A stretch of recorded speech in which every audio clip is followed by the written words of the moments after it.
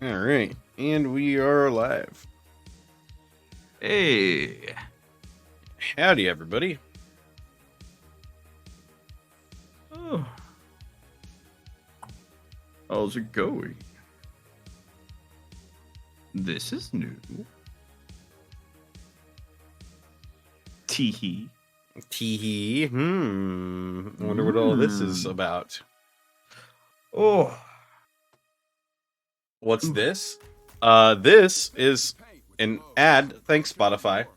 But it's also Animon's story. yeah.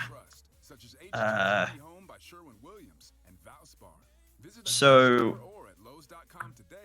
I I sort of suggested I think it was like a week or so ago about running a a one shot of Animon's story to the gang. There is some interest, so today me and Connor are going to be creating his character in the Animon story system.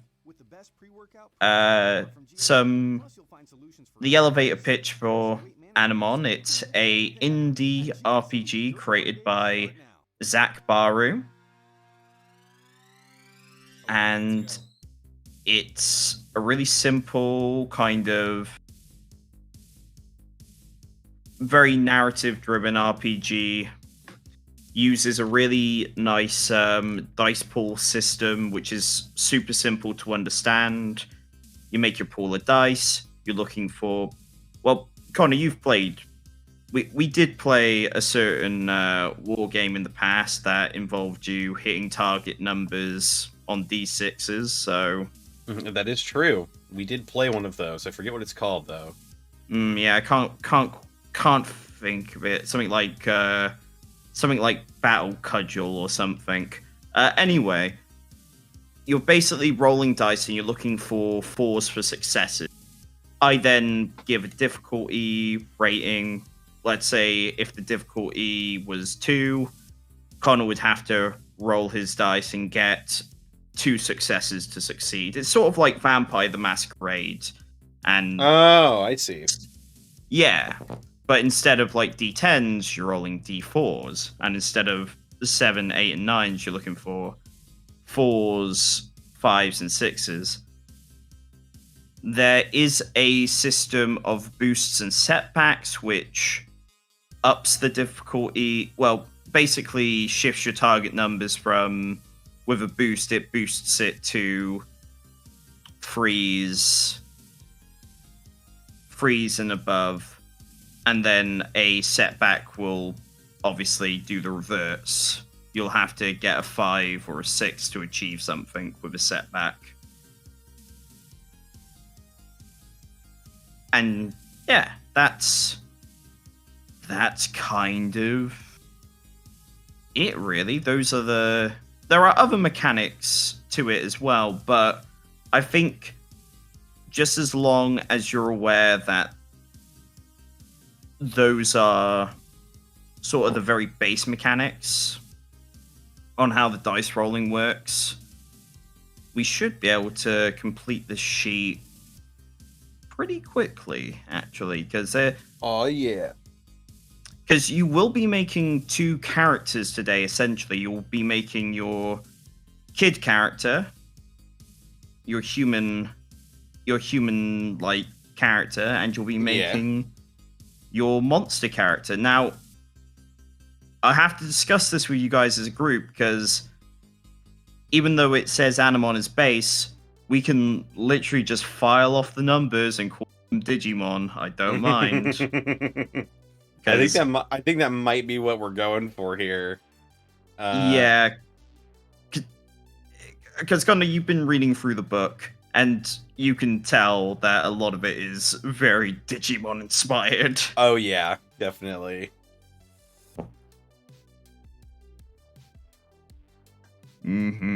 So, Ooh, go on. Yeah, I was just gonna say I'm not gonna show the book for just probably because it's not a wise idea. Yeah. What I can do instead is I'm going to, if it's okay, post up the link to the Animon Story website in the Twitch chat, if that's okay. Mm-hmm. Yeah, that's perfectly Uh, fine. yeah. Please check out the Animon Story website. Check out Zach Barew's itch.o page. So if you wanted to get your PDF copy of Animon Story, which is quite reasonably priced, I believe at least like $20. You get basically a full rule book. You get the character sheets, everything you need to start a campaign, really. Or if you want to spend a bit more money, you can go to the backer kit and you can buy the physical book as well as the anthology book, which is filled with pre-written adventures. Again, I'm not being sponsored or paid by Zach Brew to shill this. I'm just a big fan of his work. I think he's done a really tremendous job of translating something that I never thought could be made into a really succinct and elegant RPG, and it's just made it work. Like I love this game.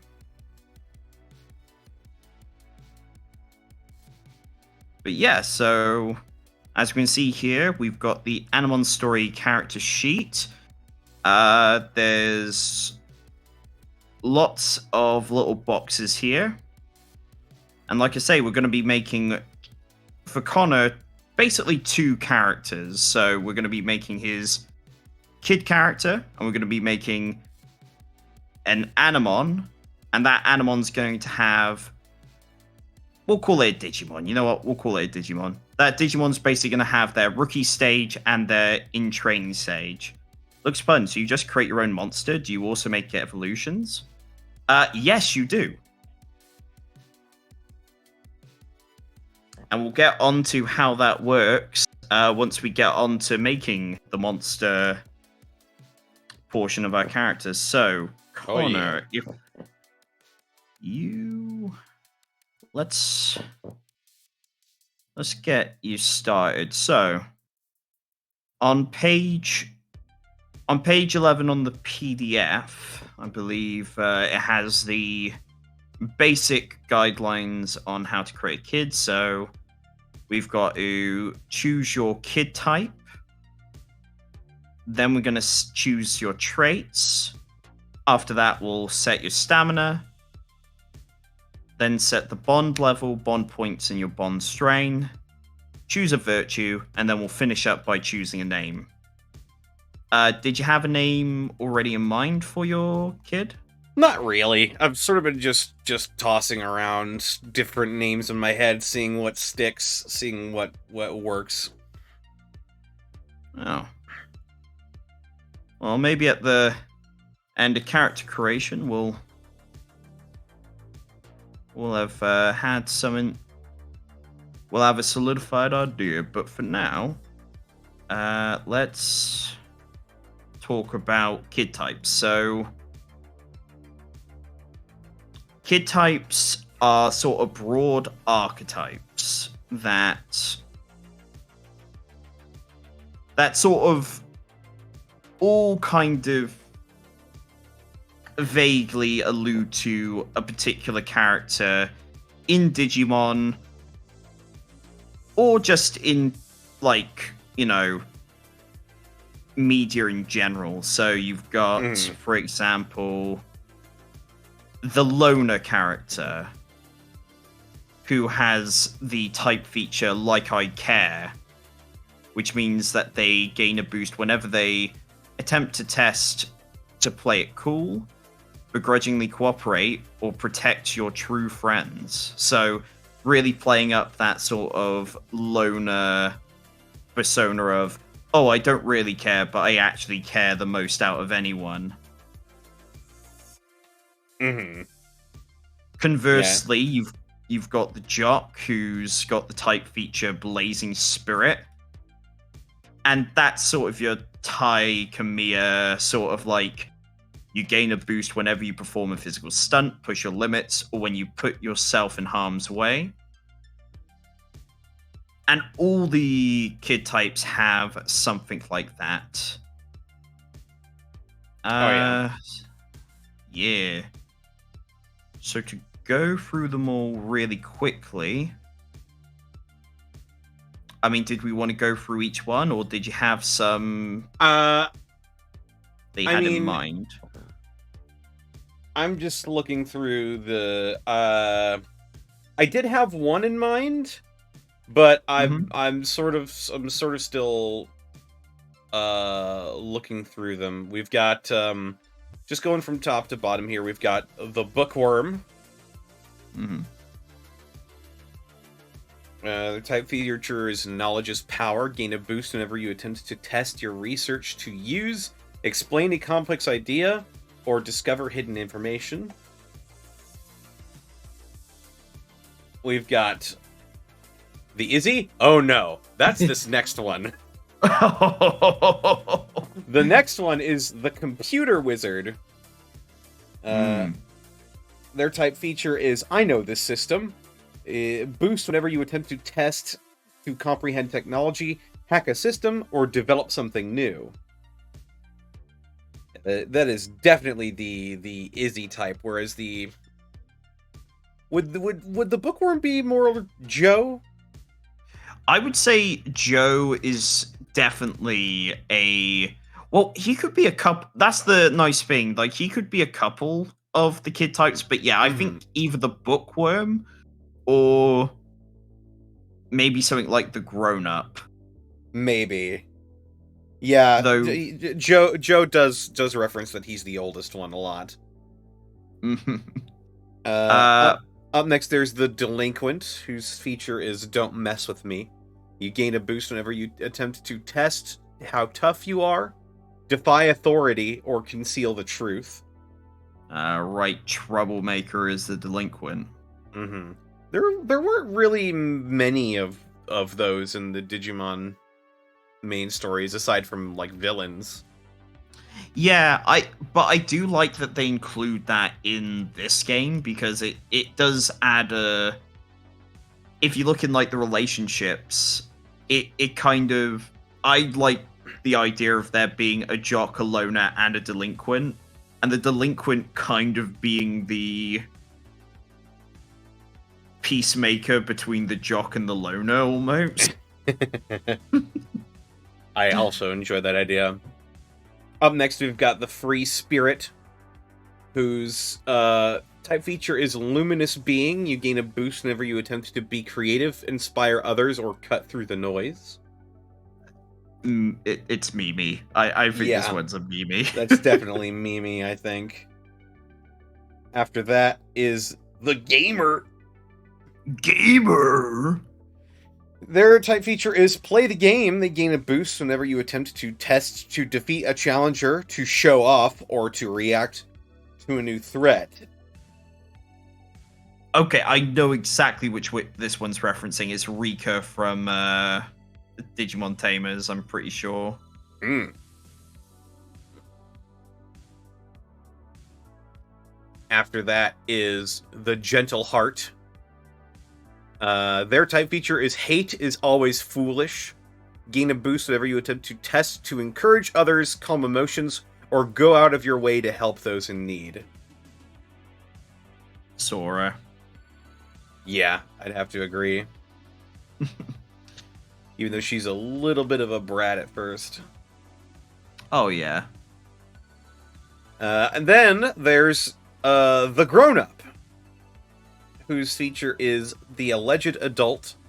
A boost whenever you attempt to act your age, to wield and deal with authority, or let out your inner child. And as I said earlier, this is probably... Joe would probably fall under this, but... it's also a strange one because they are explicitly kind of older than the other sort of proposed kid characters. So this would be Yeah, your you're 16-year-old tag along sibling among the Goonie squad. yeah. I think it's specifically it specifically says in the book that you would probably be around college age. Yeah, college interviews rent growing up isn't exactly like you thought it'd be, which I think is interesting. And I think it would take some talking with the group to know where the limits on how old the grown up is gonna be. But I like it. Mhm. I like that it gives the option. Oh yeah. Obviously, we've gone through the jock. Yep. Shock. Then there's the little kid, which is the other end of the spectrum. We got our TK and our Yep. Kyrie. Their feature is Tiny Tagalong. They gain a boost whenever they attempt to, whenever you attempt a test that will get you in trouble, allow you to be overlooked, or prove how grown up you really are. Aw. A cool hat 2 sizes too big as their special item. Yeah, the little girl who's supposed to be representing the little kid is very adorable. She's got untied sneakers and is missing her front teeth. Got a little polar bear Animon with a top hat. It's Then there's the loner, which we've already discussed as well. The rising star, which is sort of like a celebrity sort of deal. Their type feature is social networker. You gain a boost whenever you attempt to become the center of attention, convince others that you're right, or uncover someone's secrets. You can be the drama. Oh yeah. Next up, the wild child. The wild child, and this is the one that I was thinking of for my character. Just a little bit. Okay. Their type feature is Wisdom of the Wild. You gain a boost whenever you attempt to find your way, open someone's eyes, or when you rely on your affinity with nature. Okay.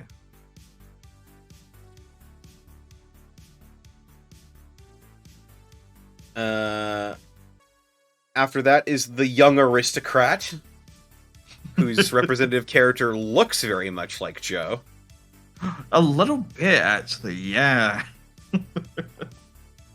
Their type feature is Silver Spoon. You gain a boost whenever you attempt to test to act with sophistication, understand social structures, customs, and traditions, or when you use your privilege for the benefit of others. Hell yeah. And I believe that is all of them. There is one more special playbook, the Shutterbug, but that was released in conjunction, or was released to sort of tie into the release of the new Pokemon Snap game, and is basically all about photography. It's not as strong thematically as these other ones, but it's sort of like, it was sort of released as a bit of a joke. But there you go. That is all of the that's all. I was about to say playbooks, but no, that's Powered by the Apocalypse. Bad loop. That's all the kid types. So you said that the one that was appealing to you at the moment was the wild child. Correct. Okay, so yeah. So in every entry of a kid type, you have, of course, the type feature that we've already gone through. We've got special items. We've got talents, flaws, desires, stuff, and then finally we have relationships, which we'll probably get to fill out once our other players have made their kids. But Yeah. yeah, but one of the nice things about all these choices is that we do have the option to just make something up. So if nothing quite matches up with what we want for this particular wild child, we can just say, screw it, we'll make our own. But yeah, let's see here. So type feature. This is a special feature unique to each kid type. This represents something that each type is specialized in. In all cases, the type feature presents situations in which the characters of that type gain a boost on their rolls. This is applied to rolls using kid traits, but if the GM decides it's relevant, the same bonus can be applied to rolls using Animon stats. So your Animon can actually benefit from your kid type feature, which is cool. Yeah. All right. So if we're locking in Wild Child, then write in your kid type Wild Child and copy down your type feature. All right. Wild child type feature. Wisdom of the Wild. For those just joining us, we are doing character creation for the Animon Story RPG. We're going to be doing, well, one of these Tabletop Tuesdays soon. We're going to be doing a one-shot of the introductory adventure. And yeah, we're making Connor's kid character today. Yeah. So far, we know they're a bit of a wild child. Yep. But we'll To see. some, I'm an uncivilized mess, or at best, at one with nature. I've never understood the phrase, nature isn't a singular in any sense. I find boundless beauty in the tempest of the natural world, especially when it comes to Animon. Or Digimon in this case. If others can't see past the mud and the leaves, they're missing out.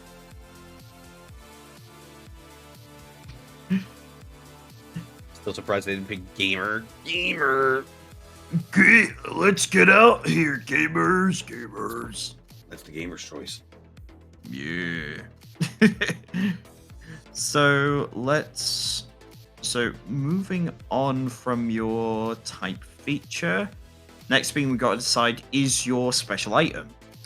A kid's special item is something they'll rarely, if ever, be seen without. It might be a handy tool, a prized possession, or something of personal significance.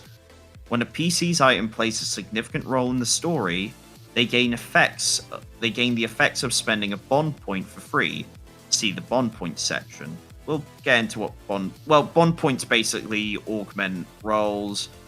Animon use them to evolve to their highest stat.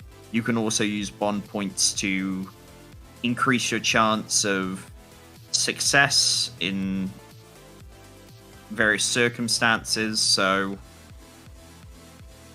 yeah, so just keep in mind that your special item will allow you to spend a bond point for free. When choosing a special item, also decide how the kid got it. Was it a birthday present from a loved one? A purchase they saved up for themselves, or something else? A special item cannot be permanently lost unless the player and GM agree that there is a very good reason for it, after which the player can choose a new special item. Alright, so... go on. I think that my wild child special item will be an agate. Ooh. Or jewel. Yeah. It'll be like it'll look like a rock on the outside, but on the inside, it's sort of like one of those that's cut in half and it has all the crystal formations inside of it. Oh, that's super cool. Any sort of like backstory you've got for your agate? I'm thinking that his mother Is it a geode? Yeah, basically. Or like a Um, geologist.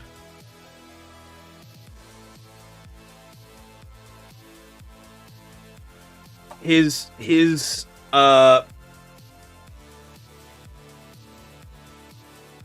yeah, I think an agate and a geode are the same thing. Hmm. Uh, I'm thinking that his mother found it, brought it home, and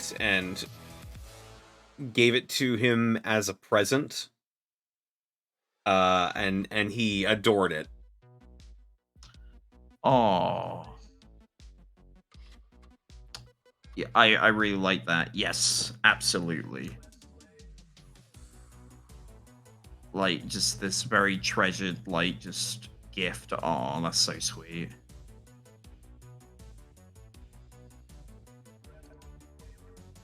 Man, oh man. Let's So, yes, see. so when when the so when it plays a significant role in the story, that geode will let you spend a bond point for free, so that's pretty cool. Next up, your talent, which you can sort of call a skill, but basically your talent will always start at rank 1, which decides how many dice you put into a pool that involves that talent. Alrighty. hmm So they can be specific things that they are good at.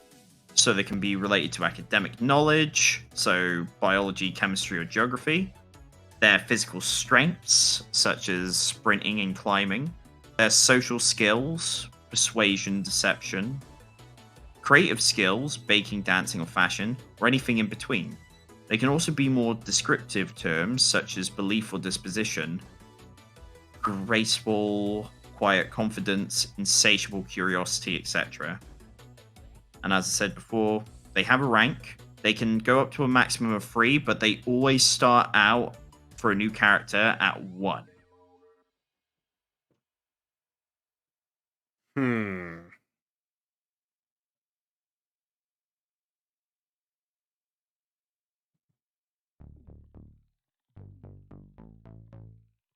So for the Wild Child, you have the base choices of Wayfarer, Herbalist, Animal Whisperer, Hardy, or Digimon Knowledge, I suppose would be the case in our game.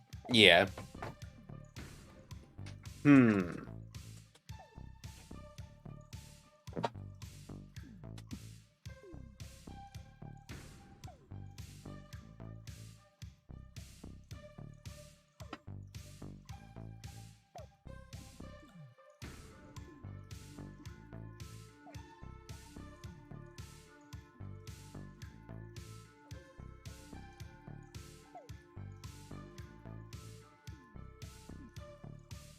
I think I like the sound of Hardy. Okay, yeah, that makes sense. Like, you do like a lot of exploring and had like cuts and grapes aplenty. Mm-hmm. Yeah, absolutely. Yes, your talent shall be hardy.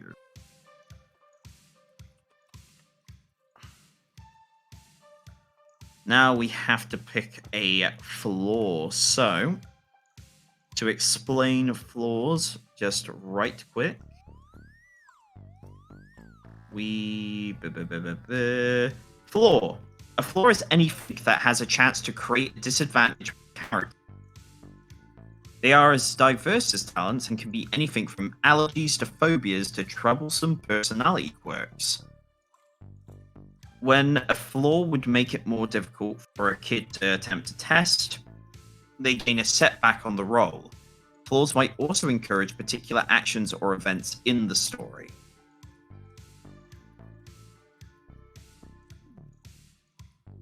So, what's your Hmm. kid not so good at?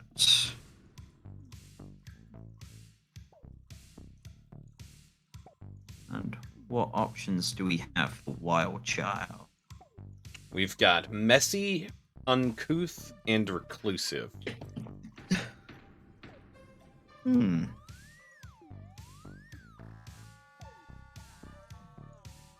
I'm thinking out of those, reclusive sounds the most apt. Ooh, so yeah, very. Oh, I kind of yeah, that sounds interesting. Like, obviously, like having like this great affinity to nature and sort of marching to the beat of your own drum. Character might not necessarily relate as well to other kids. I can, Yeah. yeah. So let's see. Flaw is reclusive. Next up is desire. A kid's desire is something that they want more than almost anything else in the world. It might also be something they don't have or believe they don't have at the start of the story. Sometimes kids will act selfish or destructive. Sorry, let me read that again. Sometimes kids will act in selfish or destructive ways to pursue their desire, but they also learn from these mistakes. When a kid chases their desire in a way that causes serious problems for their Animon, for their Digimon partner, or the rest of the group, they immediately gain 1 Bond Strain and 1 XP. So to explain Bond Strain quick, when you take sort of kids can't die. I should note that there is no threat of death in this game because it'd be a bit morbid if little kids could die. What can happen though is that you can have bond strain applied and then bond break episodes, which lead to sort of discord between a kid and their partner Digimon. So everyone's familiar with Skull Greymon and stuff like that, so it can even lead to like dark Digivolutions and stuff. It's a really interesting mechanic in place of, just the straight up death. Mm-hmm. Though I think if we were running something like a Digimon Survive type game, probably put the death back in. Put the death back in. Kill them kids. Kill them kids. But yeah, so your kid's desire. What could they want more than anything? More than almost anything in the world. The default ones for the Wild Child are: I need to find my place in the world, I must protect nature, or I want a place to call home. I think the most appropriate one is I must protect nature. Ooh. That's interesting. Because they had such like a personal gift from their mother as well. He found the natural formation of the geode so beautiful and so just very interesting to him that he started exploring other aspects of nature, and he learned that a lot of the times nature has to be sacrificed in order for other sorts of things to flourish, and he couldn't accept that. So I think whenever possible, he will choose nature. That is very interesting. I like that a lot. So his desire is I must protect nature.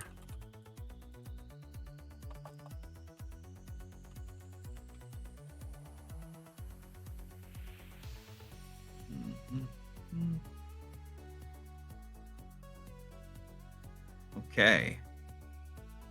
So let's see here. The only other thing we'll do is there are some other things to do, like your traits and stuff, but but the last thing we'll do in terms of your kid type itself is the stuff. So stuff is much less important than a kid's special item, but can still come in handy sometimes. This is basically a collection of whatever the kid has in their pockets at any particular moment. Stuff can be lost and replaced as regularly as is appropriate in the story. At some point, the kids will each get an Annie tool, or a Digivice, a special item related to the bond with their Digimon. It can also be recorded in the stuff section when obtained. So, because we won't be determining relationships today, I can actually scroll past the summary pages. Oh yeah. Oh yeah. Stuff. Let's see. Choose one from this list or make some up.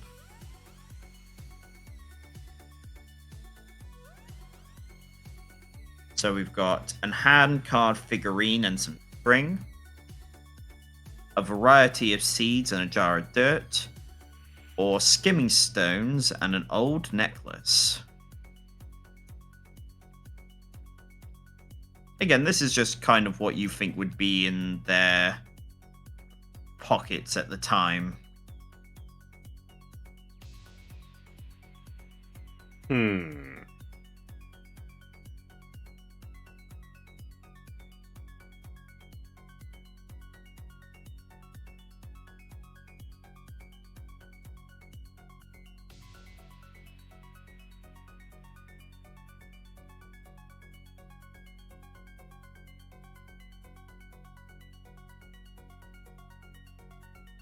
I think the skimming stones make sense as well. Yeah. Man, I used to love... I loved... When we went on holiday, I used to love skimming stones by the sea. That was always a lot of fun. But yes, skimming stones is cool. And again, like, if you just wanted to make some stuff up, I'm more than happy for you to do that, within reason. I'm just figuring, I'm just trying to figure out what else he might have.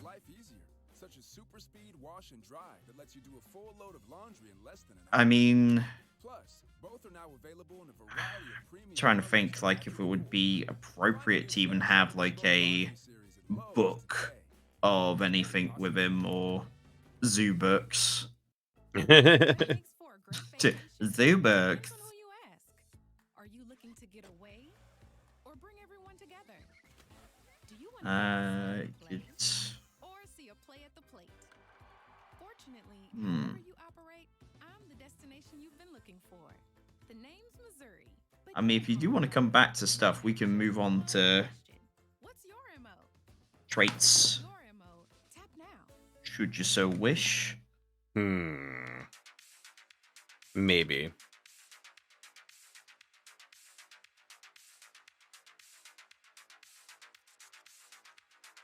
Will you be using the term Digimon in this game instead of Animon? Probably. It's not like Bandai's gonna knock on our doors and blow us to smithereens.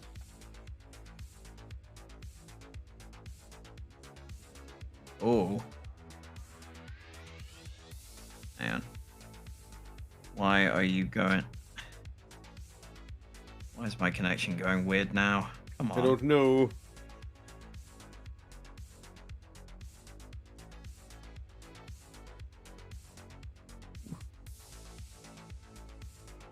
Oh, hello? Hello. Oh, okay. And... I cannot hear you now. Uh-oh. Oh, now I can. Hey. We're back, baby. All right. Back.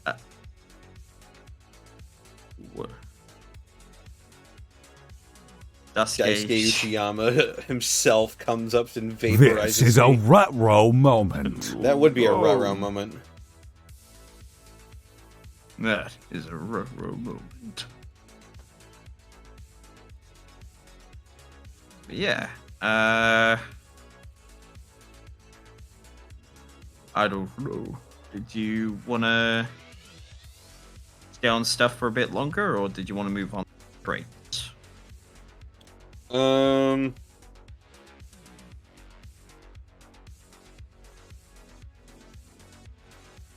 I don't know why, but I also see him having, like,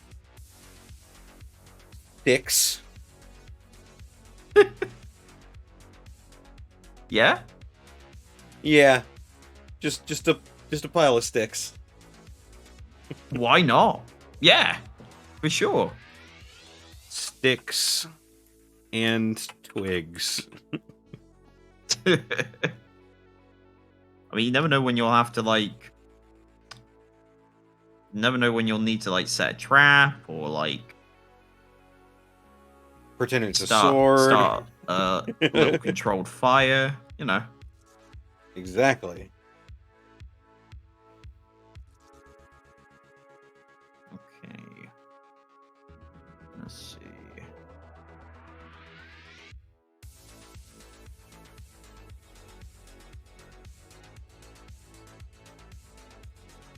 My God. Oh, goodness.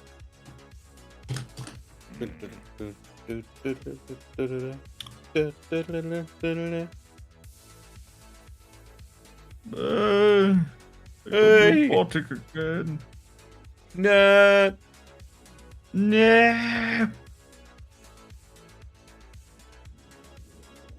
Would be this. This is Animon's story. It's like Digimon. There we go. There's no but. It's like Digimon. It is just, yeah. All right, and I am back. So traits. Yes. Okay, kid characters have 3 traits, each assigned. Traits partly represent the physical, mental, social abilities of a child, while also representing the approach to problem solving favored by each kid.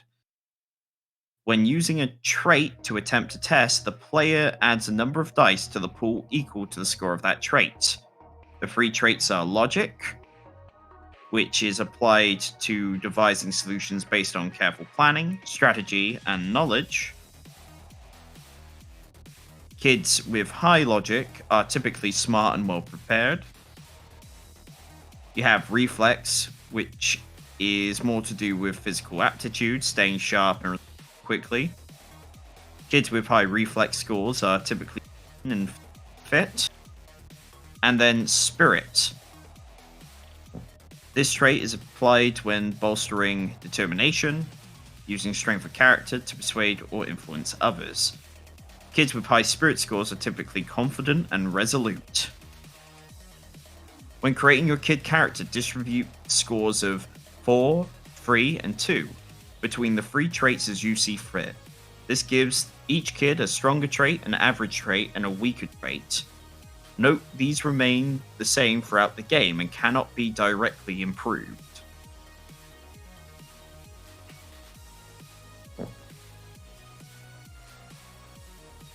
Did I come through at all then? I don't know. Yeah. Yeah.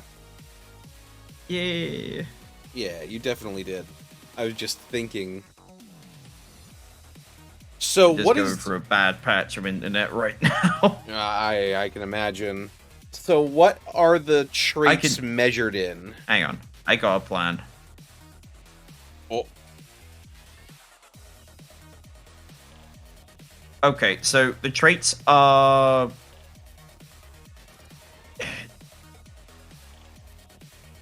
So when you say measured in, Is it like numbers or...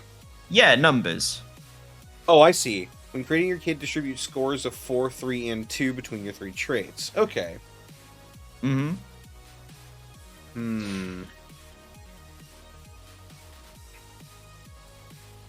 So yeah, like, you pick one thing you're really good at, which is your 4, one thing you're okay at, which is your 3, and then one that you're not so hot at, which is going to be your 2. And Rex Hex 2000, if you want to check out this game, go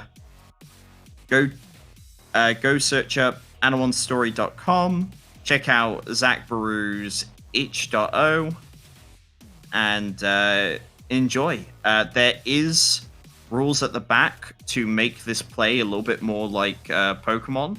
So I hope that really goes well for you. Yeah.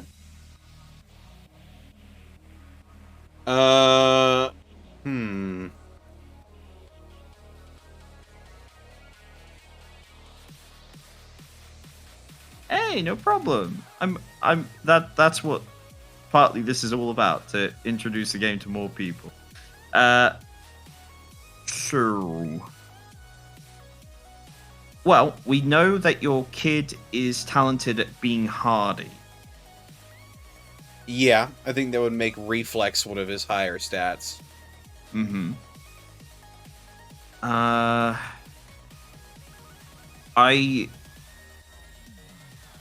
We know that one of their flaws is that they're elusive, but that could mean that their spirit is more about them resisting being manipulated rather than being manipulative. Mm-hmm.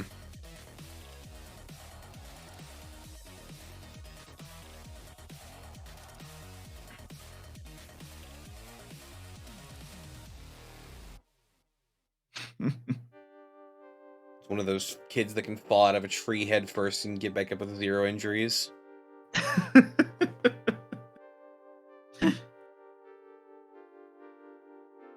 I mean, maybe.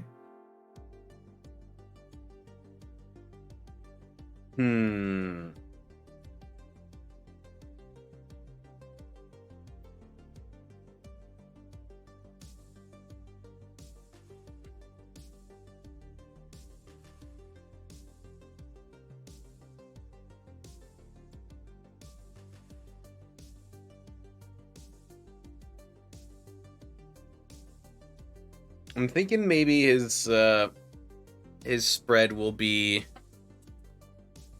he's got 2 logic. Mm-hmm. Okay. 4 reflex. Uh-huh. And 3 spirit. All right. I think that'll be his spread. Looks good to Luke. Next, let's set your stamina. So stamina is a pool of points that represents how tired, hungry, or possibly injured a kid is. If a kid's stamina is reduced to 0, they become completely exhausted and usually fall unconscious. A kid's stamina is equal to 9 plus their bond level, which means all starting kid characters have 10 stamina. So just write 10/10 in there. Alrighty.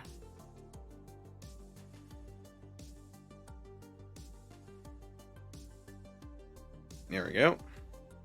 Hell yeah. Next, it suggests that you choose a virtue. So, all kids start with a virtue, a characteristic with which they are most strongly associated. Even if they don't realize it to begin with, this virtue represents their role within the group, and is something that the others look up to them for. The virtue is always something that can be put to the test by challenges and obstacles the kids face in the story. The link between a kid and their virtue may not be very obvious from the get-go, especially to themselves, but will always shine through in the end. Having their virtue tested and coming out stronger is one way for kid characters to earn XP, which is quite important in this game. Players may select... Oh, go on then. Oh, I was just going to say, so these sound a lot like the, just looking at them, these sound a lot like the Digimon crests. You would be correct. Yeah, the examples they list are courage, friendship, forgiveness, hope, kindness, understanding, love, loyalty, reliability, sincerity, and wisdom. And I believe most of those, barring a couple, are actual Digimon crests, like courage, love, sincerity. Yeah, I think the only one that isn't there is probably knowledge. There's also light, miracles, and destiny. Oh yes. Though miracles and destiny are sort of are strange in and of Yeah. themselves.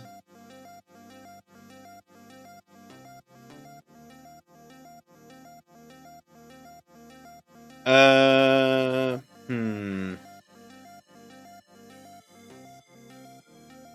Let's see here. No two kids should have the same virtue. Yeah, so that's another thing. Like, once we've made the decisions on kid type and virtue, those are going to be locked to the other players just because I think it's more fun if everyone plays a different thing. Plus, it's what the game recommends.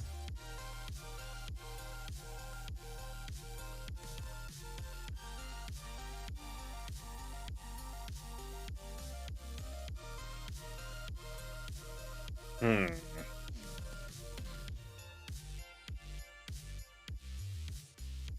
You don't necessarily have to pick from this list. You could, Can you make up your own virtues? Yes, you can absolutely make up your own virtues. No. A characteristic with So, which he is most strongly associated. what about resolve? Hmm.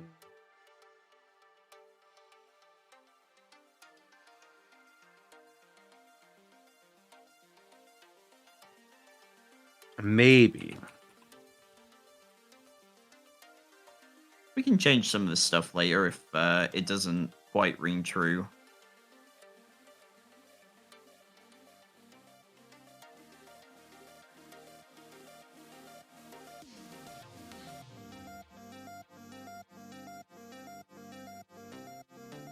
Ooh.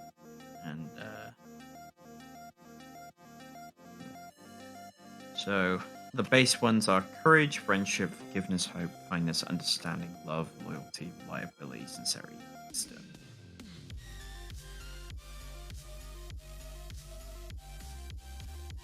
And like it says, it could be something that they're not even aware of or even show very much from the get go.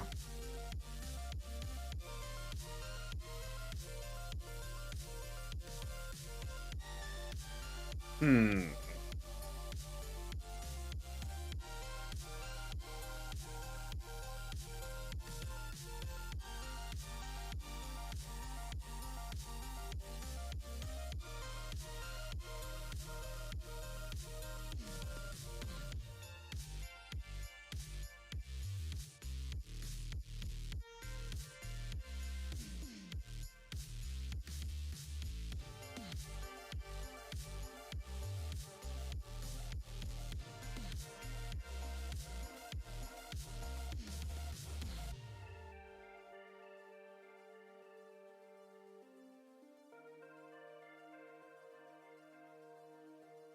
Hmm.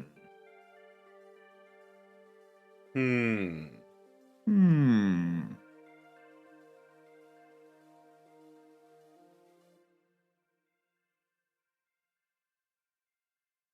Do you want to come back to your virtue?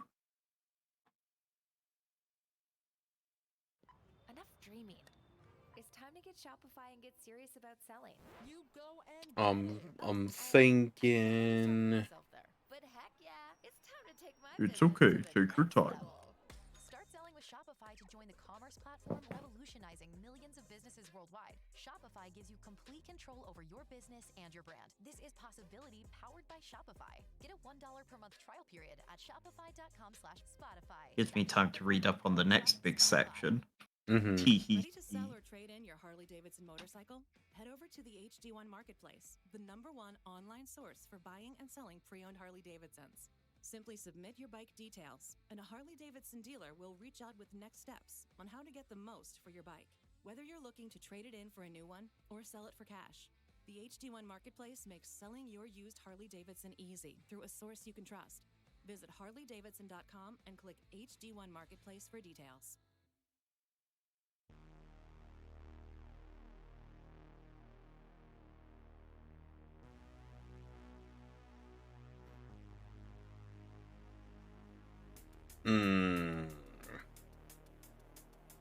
Let me grab a drink and I'll think about it on the way back. Yeah, no worries. Because while I'm here on my own, I can field any questions you guys might have on the game.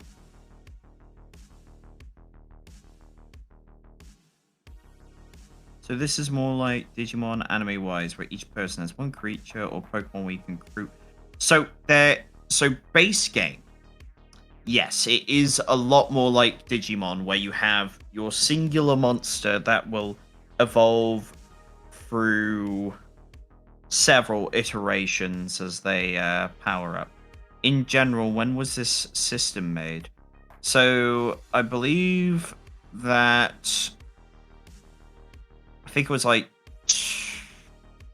if I had to put a number on it, I think it was only fully released last year. I don't want to get my information wrong, so I will double check it. But yeah, no, this released last year. What kind of anime type? What kind of Animon types are there? There are several different elements of Animon. There are 10 total elements, but we'll go through them once we get to the Animon creation. But don't worry, I do see your question, and don't worry, it'll get answered. Is it permanent evolution or like Digimon Digivolving? Like Digimon Digivolving, unless you're using the rule set to make it more like Pokemon, in which case it does become permanent. But as base game, Animon or Digimon in our case will always return to their basic stage after a combat. But yeah, how many stages are there? So it's basically the same as Digimon. There is a fledgling or in training stage. Then it goes to basic or rookie. And then you have your analogous stages, champion, ultimate, and mega. Again, that will be covered when we get to making the Digimon character. But yeah. Can you combine with Animon like Digimon? It depends on what extra rules you're using. So there are rules to basically biomerge or even transform into your Animon/Digimon. But those are at the back of the book, and they aren't recommended for the basic rule set. Will there be genes and guns? I don't know. That depends on that depends what Connor makes or what the other players make. Kitsune, this is going to be for a one-shot I run of the Introductory Adventure 2 Animon. It's not being planned as any kind of long-running series at this stage. It's only being planned for a one-shot, so...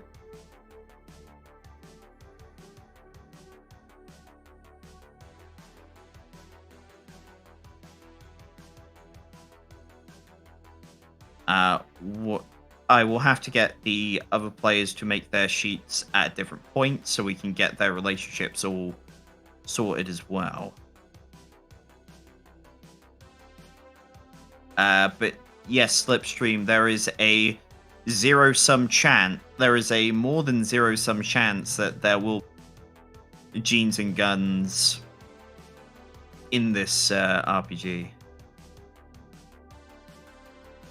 Here's that, and immediately thinks of Deputy Mon. My thoughts always go to Gargomon. I'll be real with you.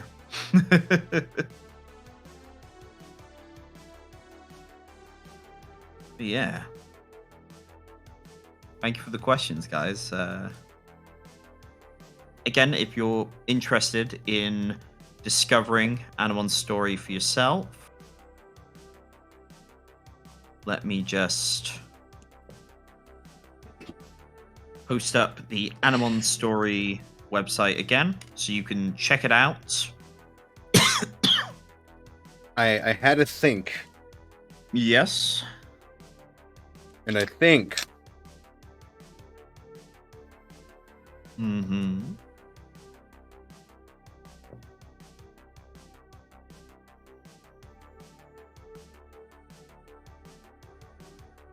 Yes. I think my virtue is going to be The Blackout. the blackout. Sincerity. Ooh, I dig it. Wait a minute.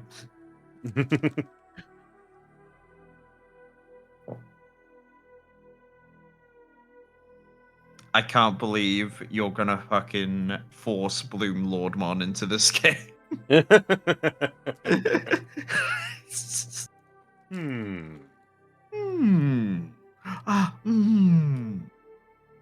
Now, the next step is choose a name.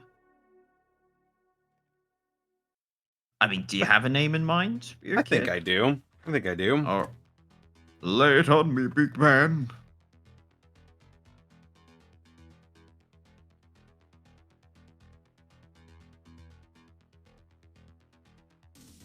Does it have to be like a full name?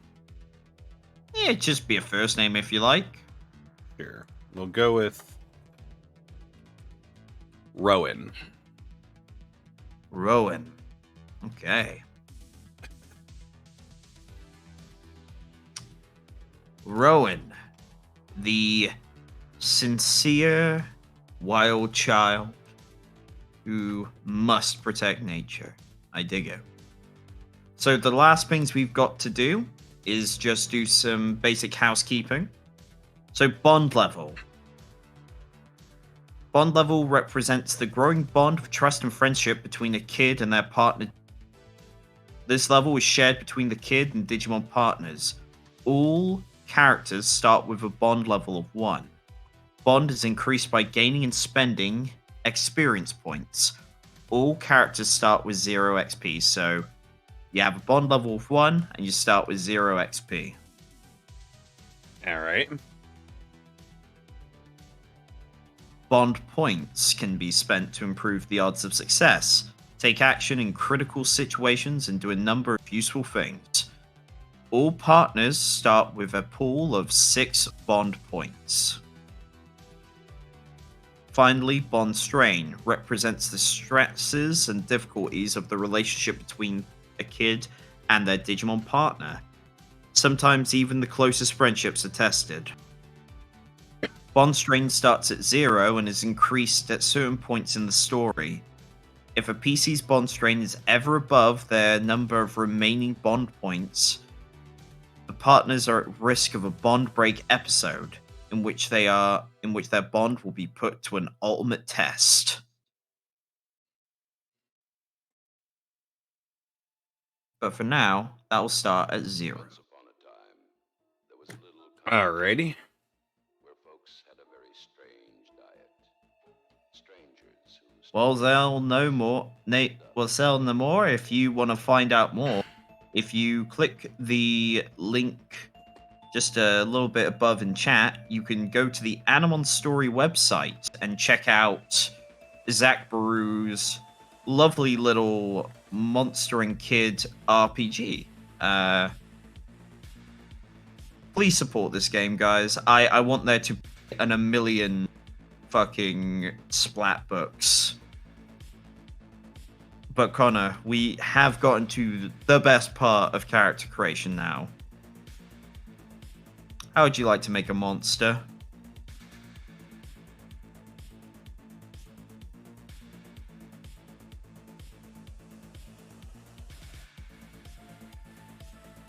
He's so Let excited us- he died. Let us do it. Let us do it. Was taking some Dayquil. That's fair enough. So,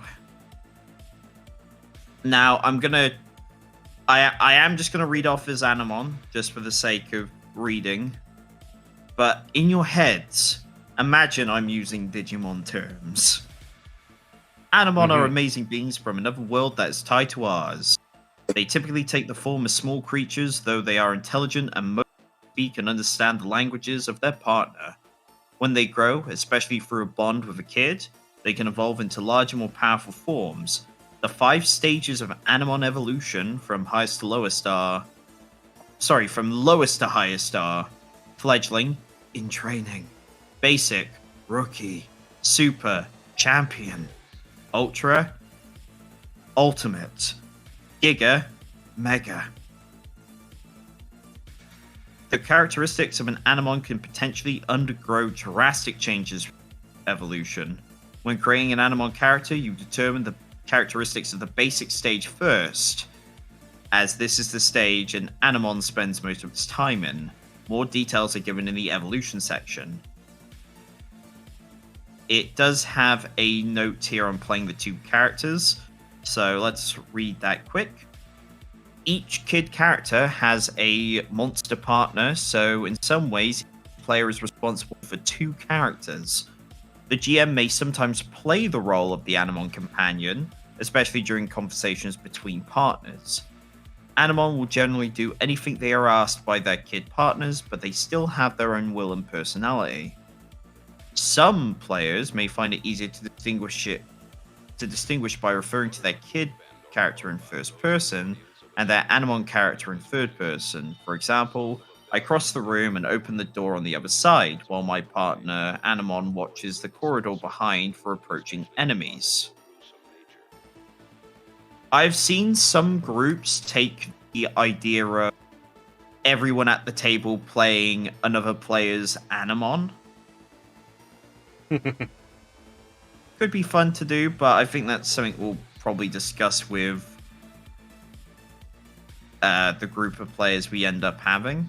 I'm happy to portray the Animon conversations. Obviously, the players have final say on any action an Animon does, or Digimon in this case. Let's move on to the meat and potatoes, though. The creation. So first of all, we need to choose a classification for our Digimon. All Digimon can be broadly placed within one of 12 different categories. This is called their classification, abbreviated to class on the character sheet. This is a general descriptive term that helps to give players an understanding of what each Digimon looks like and how they might act. A Digimon's character's classification grants boosts to any rolls when made interacting with non-hostile Digimon of the same classification, and it also grants boosts to any rolls made to explore or navigate through their favored environment. Choose which classification your Digimon will have. Now, like I'm saying again, we are basically creating the rookie stage right now, and a little bit later we're going to be making training. So for now, let's talk about the classifications. I don't know if you've already got a classification in mind. Just looking over all of these, the classifications, the different ones are Dragon, Beast, Avian, Insect, Plant, and Aquatic. Then there are more. There are more, yes. There's Celestial, Infernal, Machine, Fairy, Nightmare, and Unknown. Yeah.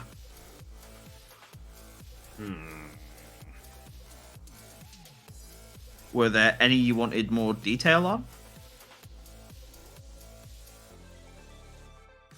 Just looking over these and picturing in my head what my partner Digimon is like, I think Beast might be most appropriate here.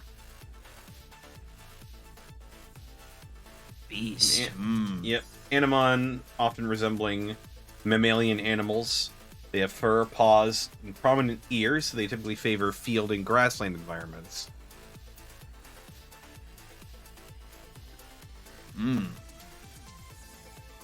All right, a beast Digimon.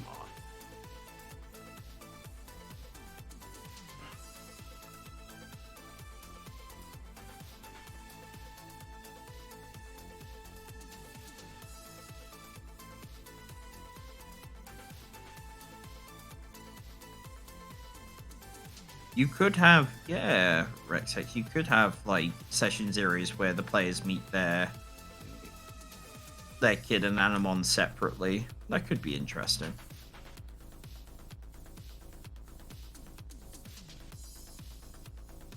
But yes, your classification is Beast. Cool, cool, cool. Next up is Elements. So there are 10 elements to choose for your Digimon. All Digimon have attunement to one of 10 different elements, which are sources of power drawn from different aspects of the world. This is sometimes called their innate element. Choose which innate element your Digimon will have. Your choices are fire, water, nature, electric, earth, wind, light, dark, mirage, or the neutral element. In battle, depending on the matchup between the element of an attack and the element of a defending Digimon, the attack may be made with a setback or boost. And it basically works like a rock, paper, scissors type situation. So, fire is strong against nature, nature is strong against water, water is strong against fire, electric strong against wind, wind strong against earth, earth strong against electric, light strong against dark, dark is strong against mirage, and mirage is strong against light, and neutral has no effect on any other, has no boost on any other element, but it also has no setback for being attacked, if that makes sense. Mm-hmm. So, out of those 10 elements, what innate element do you feel your Digimon would be? I think innately I'd probably have to say nature. Well, that's pretty synchronous with what you've already, so yeah, that makes sense. Next up, we're gonna pick out a personality, a nature for your little fella. So, Digimon are all very different and have unique personalities. This is represented by a Digimon's nature, which is both a positive and negative side. Choose your Digimon's nature from the following list or make up the GM. The nature of a Digimon character grants them no particular mechanical bonus. Instead, it's a useful tool for determining how that character will speak and act in the story. It's recommended that a kid and their Digimon have different, perhaps even opposing natures, so that their relationship is dynamic and interesting. So, out of the ones we've got here, we've got balanced, which is fair but indecisive, cautious, which is careful but fearful, headstrong, which is brave but stubborn. We have studious, knowledgeable but awkward, obedient, attentive but dependent, friendly, kind but gullible, lonely, calm but disconnected, eager, confident but overambitious, and finally joyful, merry but foolish.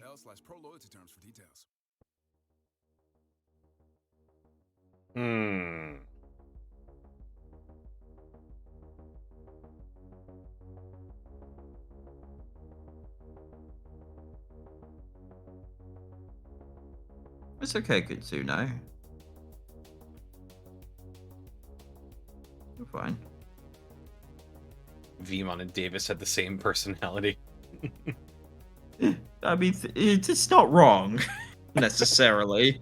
Yeah. It's okay, Davis, as long as he doesn't have two swords. Fuck! I love that scene. I love that dub so much.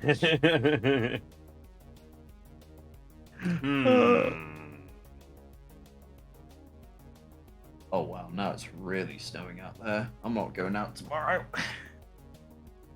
Lucky.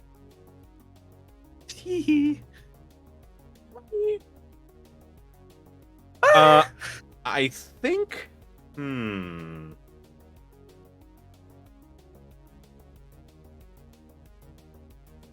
I think maybe cautious would be a good nature for my partner Animon. Okay, cautious. Careful but fearful. A little bit skittish. Makes sense, being what they are. Teehee. Next, we're going to determine the stats. Digimon characters have 4 stats that are equivalent to the kids' character traits in some way. They are used to create dice pools when the Digimon is attempting a test or attacking.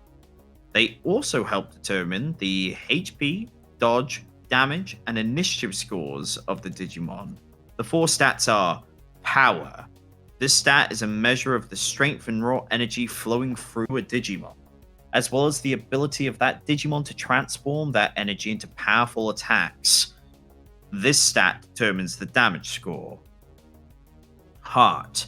This stat determines the vitality and endurance of a Digimon, as well as their moxie and strength of spirit. This stat determines their HP score. Brains. This stat determines how quick-witted and perceptive and knowledgeable, my apologies, an Digimon is. This stat determines the initiative score and the number of times the Animon can use their signature attacks in battle.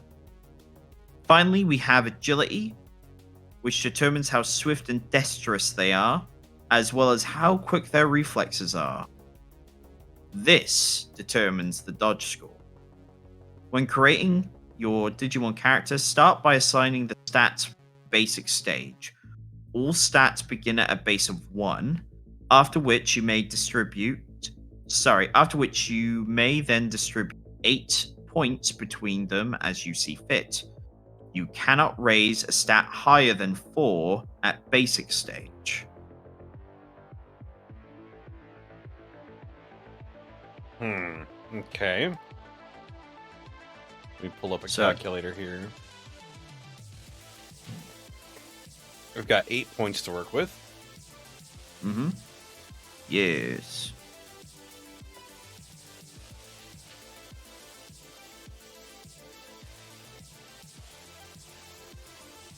I think agility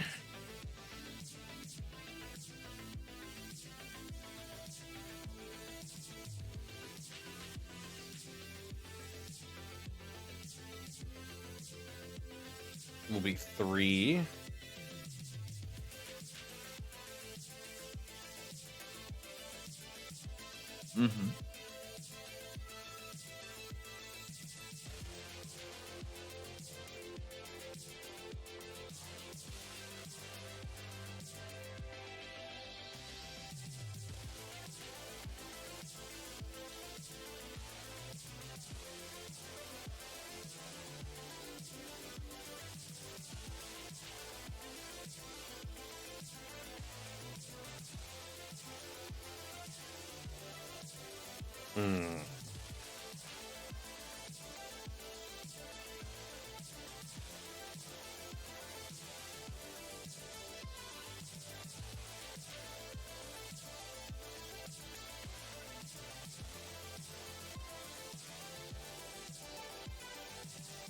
There we go. I think my stat spread will be 2 heart, 3 power, 4 agility, and 3 brains. Okay. Cool.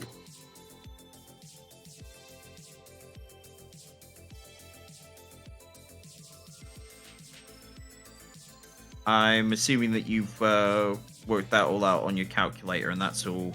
Yep. Cool. No worries then. Next, stop. Next, determine stats for the fledgling stage. All stats start at a base of 1, after which you may then distribute 4 points between them as you see fit. You cannot raise a stat higher than 3 at fledgling stage. The distribution of scores doesn't necessarily have to match the basic stage.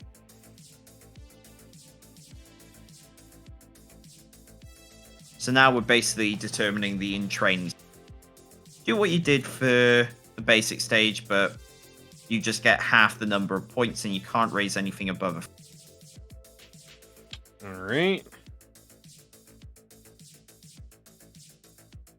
This is another thing I like about the creation. Like, you do your 2 lowest stages at character creation, which I think is nice.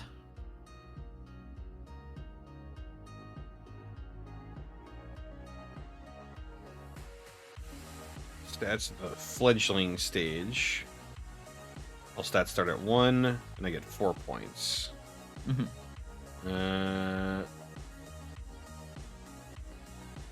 So let's see.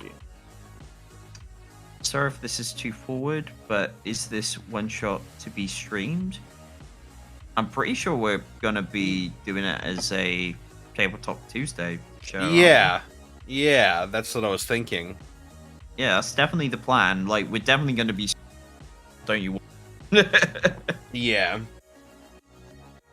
So got 4 points to work with. I can't raise a stat higher than 3, so... I'll go for 3 agility, 2 power, and 2 brains.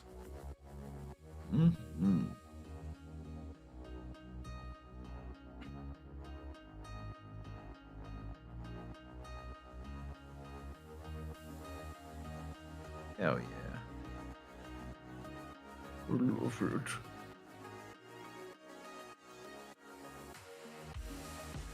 Alrighty. Let us move on to doing the derived statistics, which should be pretty easy to do. So now we're going to calculate our HP, dodge, damage, and initiative. While the stats themselves are only increased through evolution, derived statistics can be improved as characters reach higher bond levels. So HP is a pool of hit points that represent how much damage a take being knocked out. When a Digimon character reaches 0 HP, they are knocked out, and in some cases will be forced to devolve back into a lower stage. HP for the basic stage is equal to 5 plus 3 times your heart. So 5 plus 3 times my heart for the basic stage will be 5 plus 6, so 11 HP. And your fledgling stage simply 3 times heart, so 3. be 6, wouldn't it? He has a heart of 1. Right. Did you... I don't think you've actually written down your fledgling stats. Heart of 1, power of 2, agility of 3, and brains of 2. You've accidentally put it in super.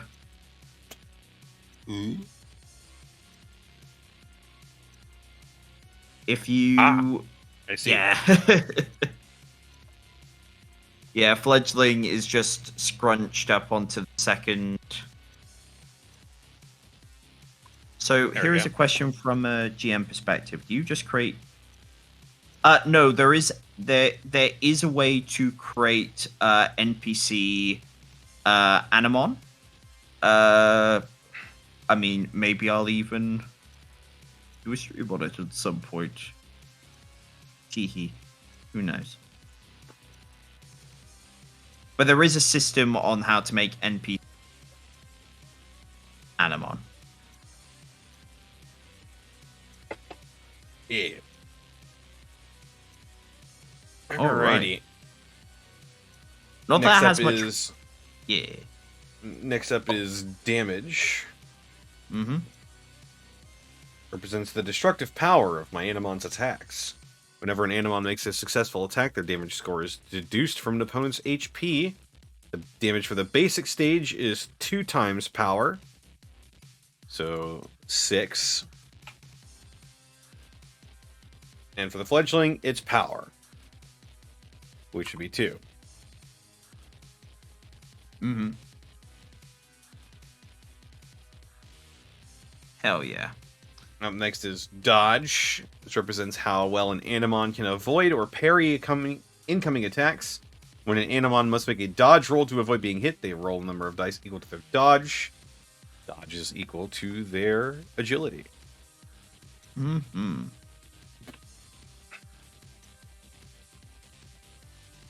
Finally, initiative represents how quickly an Animon is able to react to danger. Whenever combat encounter starts, all characters involved must roll using initiative to determine who acts first. Initiative is equal to brains. Yeah.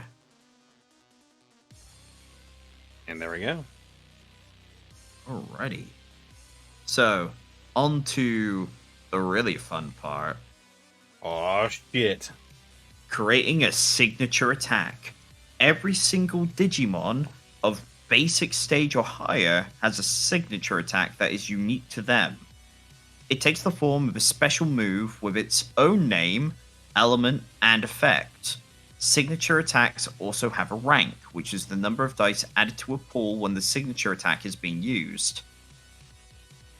New Digimon signature attacks start at rank 1.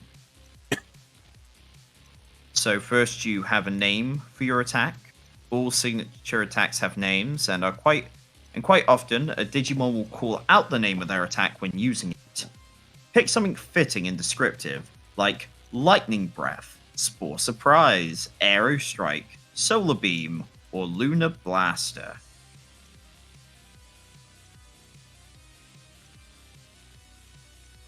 Uses.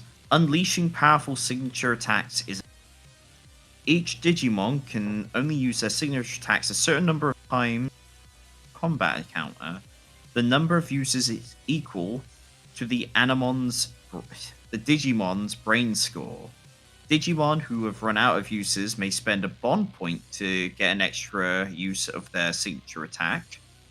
Digimon get all their uses back when they catch their breath, after the combat is over. Element. Just like Digimon themselves, signature attacks have affinity to a particular element. Sometimes called the attack element, to help distinguish between this and the innate element of the Digimon. Signature attacks often have the same element as their Digimon they belong to, but you may choose a different element for your signature attack if you want. The exception is neutral element Digimon, who must always have a neutral signature attack. As a reminder, the elements are fire, water, nature, electric, earth, wind, light, dark, mirage, and neutral. Effect.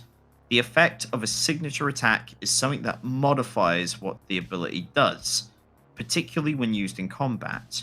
When you create your Digimon's signature attack, pick one of the following effects. And there is a whole list of effects, and they do explain what they do.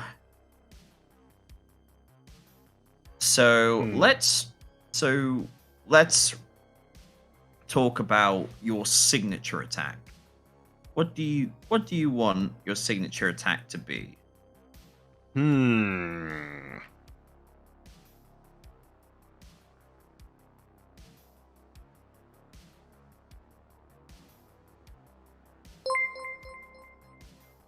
Well, Papusa Monkey, thank you for the 56 months.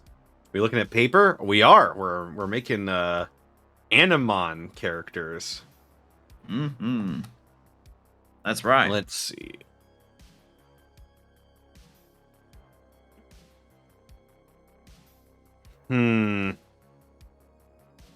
I I picture the basic stage not having anything too flashy. Um,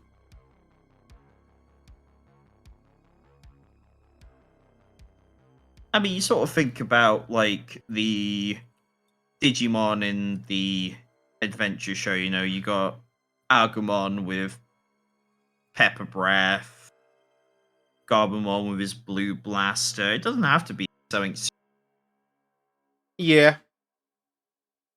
And keep in mind, it doesn't even have to be the same element as them. I mean, Tentamon is technically a nature element Digimon with an electric attack.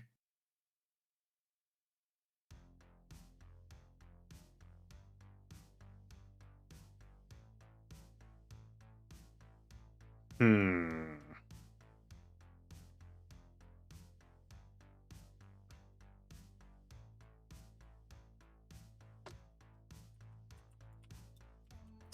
Maybe this system would be a good template for a Zact Bell system. I mean, possibly. Oh man. Haven't heard that name in a long time.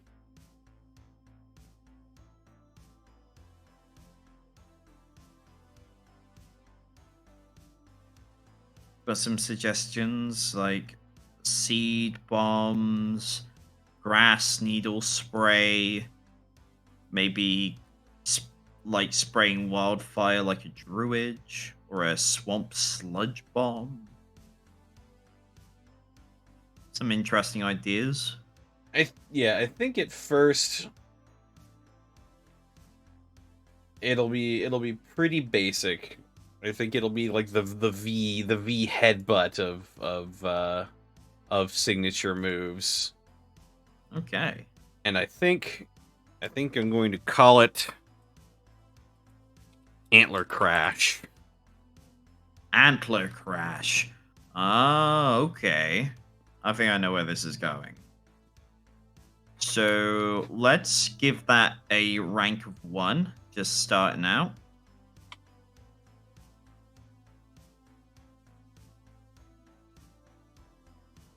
Yeah, some people who maybe a bit more clued in might be might be seeing where this is going. I know exactly where this is going. Oh yeah, definitely. And I think that'll just have an element of probably neutral, right? You can put as neutral, you can put as nature. You can have it as, you'd even have it as earth if you want. Depending on like how you imagine like the effect of it. If you just wanted it to be neutral, that sounds good to me.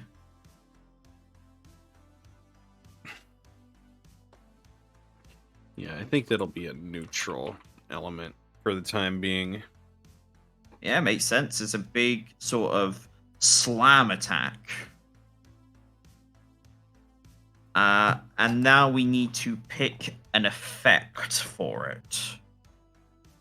So, you said you didn't want anything too flashy. Let's see if we can.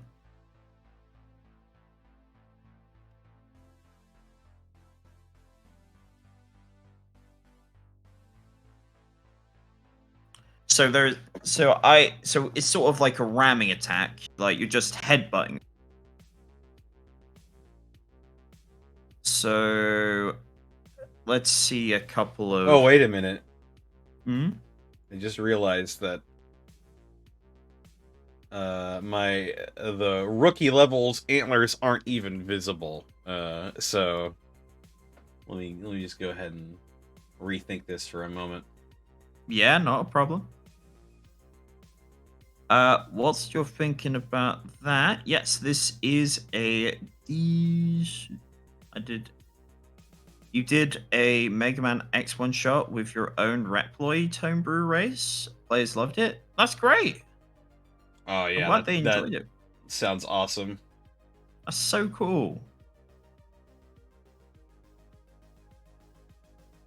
Wanted to use a Mega Man Battle Network system. Never really played. Don't learn. Fair enough.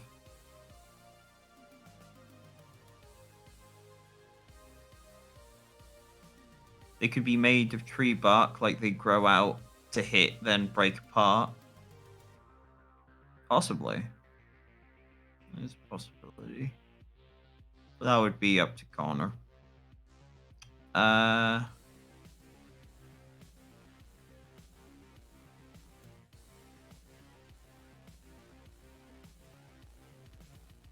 I think we'll go with something to do with the hooves. Okay. How? I mean, have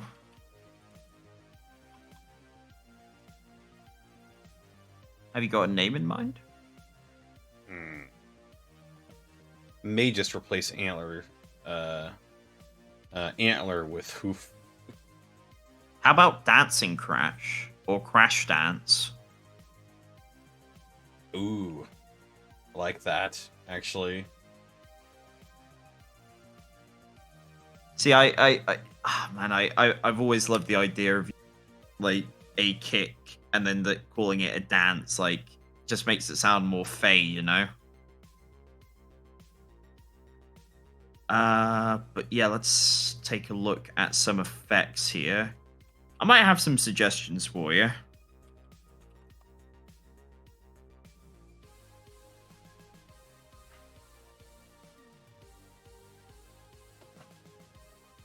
So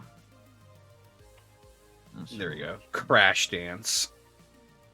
I love that. Crash dance. So, looking through the effects, I have some recommendations. Heavy Strike. When it successfully hits, this signature attack does extra damage equal to 1 plus the rank. So you'd be doing an extra 2 damage with Crash Dance. Block Break. After this attack successfully hits, you deal half damage and make the vulnerable instead of damaging the target as normal. You can't make the same target vulnerable more than once in a combat encounter, and vulnerable enemies have a setback on dodge rolls. So you're basically setting up for your teammates there. Multi-hit, because it's a dance, of course. You can choose to target 2 or more enemies with this attack by spending additional signature attack uses. So that's so, you know, you make a single attack against the highest dodge value among the enemies. Successful, you deal damage equal to your damage score to a number of enemies equal to the number of signature attack uses spent. Only one target of a multi-hit may be affected by another signature attack effect. Quick Strike. If the target of this attack is not yet acted in the combat encounter, the attack roll gains a boost. So kind of like a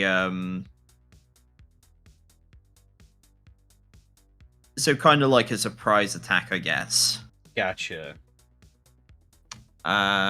Stunning Strike. When this attack successfully hits, you can choose no damage and stun the instead of dealing damage as normal. And stunned enemies miss their next turn. And finally, you have Sure Strike. When this attack misses, the signature attack still does damage equal to half your damage score. So quite a few effects there. I don't know if any one of those stood out to you. No, Kitsune. In Animon, the creatures only have one signature attacks. Each stage does have its own individual signature attack. The only stage that doesn't is Fledgling. But everything above basic has its own signature attack. And higher levels can use lower level attacks as well. Well, you say boo, but I actually think it makes things a little bit simpler. And it means that you're only having to deal with creating one signature attack at a time as you progress through the game.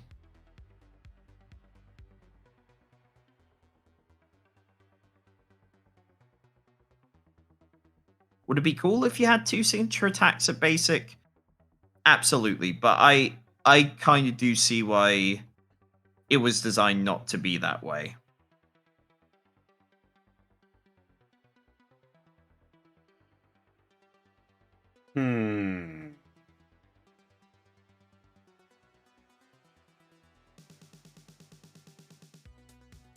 I think Mm-hmm. misdirect would be a good Ooh. one for this.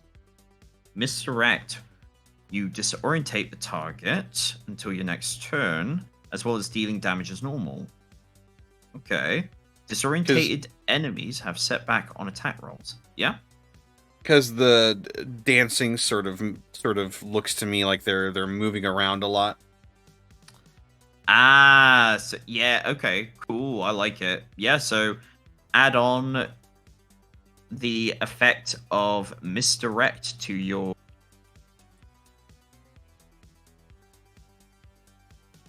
And there we go. Yeah. Alright. So now we get to pick a quality for our little guy here. Oh boy. So qualities are sort of like talent. Qualities describe the features of a Digimon's physiology, personality, or abilities that help it in one way or another. In the story, whenever a quality would help your Digimon do something, you add a number of dice to the rank of that quality to your dice pool for any test that you attempt.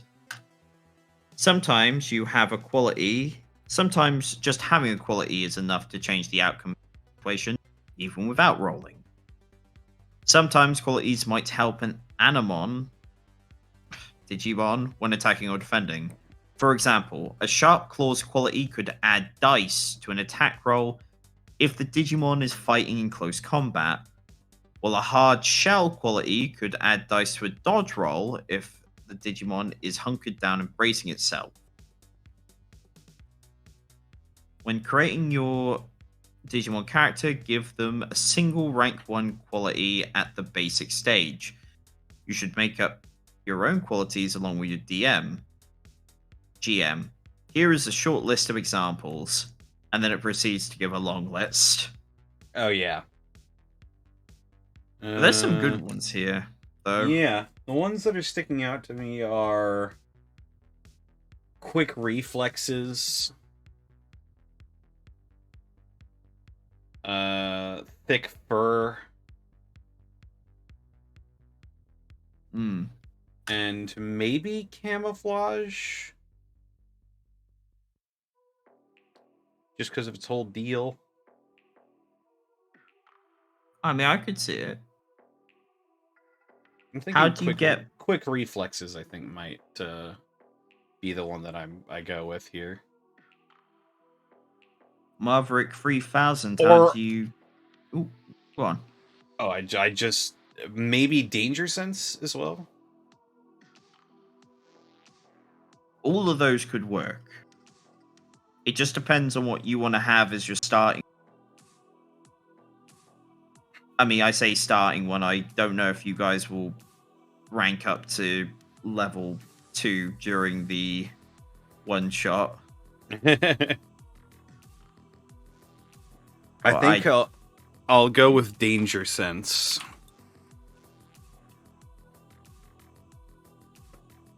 I am very determined not to make this another ongoing campaign for you. It could be something we come back to every once in a while. I would like that. That could be great fun. How do you get more effects on signature moves when it gains rank? Set higher bond levels. Yeah,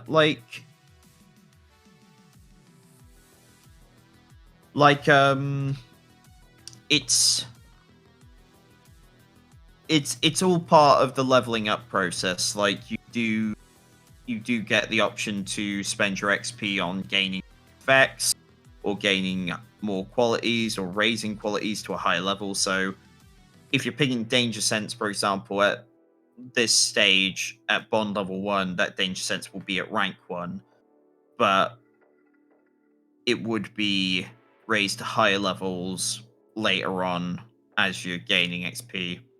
Also, base-wise, are Animon sentient to the point they can speak English like Digimon? Or are they like Pokemon where they make some noise? Depends. At base rules as written, they are as intelligent as humans are. They can talk, and they share languages with the kid that they are linked to. But of course, in some rule sets, they may not do that. I mean, it's your game. If you choose to have them be like Pokemon, then they'll be like Pokemon. But yeah, so quality, danger sense, make it rank 1.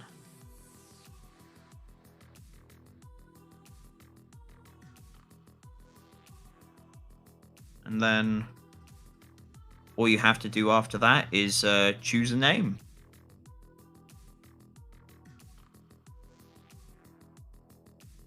And then we'll finish off the fledgling stage, which I think at this point might only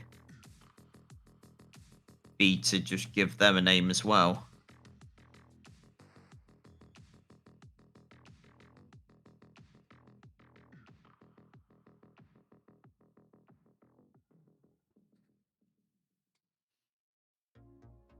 So just the name?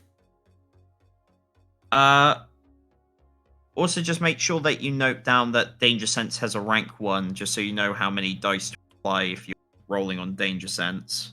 Yeah. But yeah, just the names of your basic and fledgling stage now. And that'll be good. There you get a sneak peek at what it's going to look like a little bit. Ooh, yes. I have seen the sides. Good. The fledgling stage, of course, is going to be just Pokemon, but... Mm-hmm. The basic stage will be Bonmon.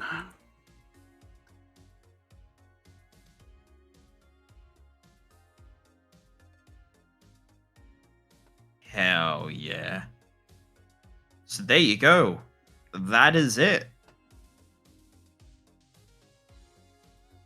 Now, of course, that did take 2 hours, but then again, we were going through it step by step. Mm-hmm. And making sure that we got everything right. But compared to like a lot of other RPGs, it doesn't take you very long to actually make it at all. And that's it. Like, that's ready to play right now. Oh, I just love this. LJ's so fucking good. Yeah. I can't wait to see what everyone else makes and how the relationships will be. Man, this it's so fucking cool.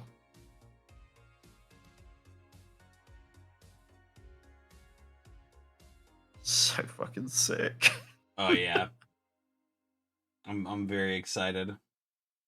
Hell yeah, hell yeah, hell I'm thinking yeah. I may go a different direction for the what's the stage after champion? Ultimate? Ultimate. Yeah, ultimate. Yeah, I'm thinking I may go a different direction for the ultimate. But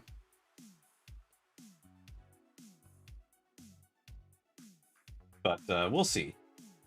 Yeah. I mean, like, you guys are, like, still designing stuff and everything, so... But, Who man, did this art?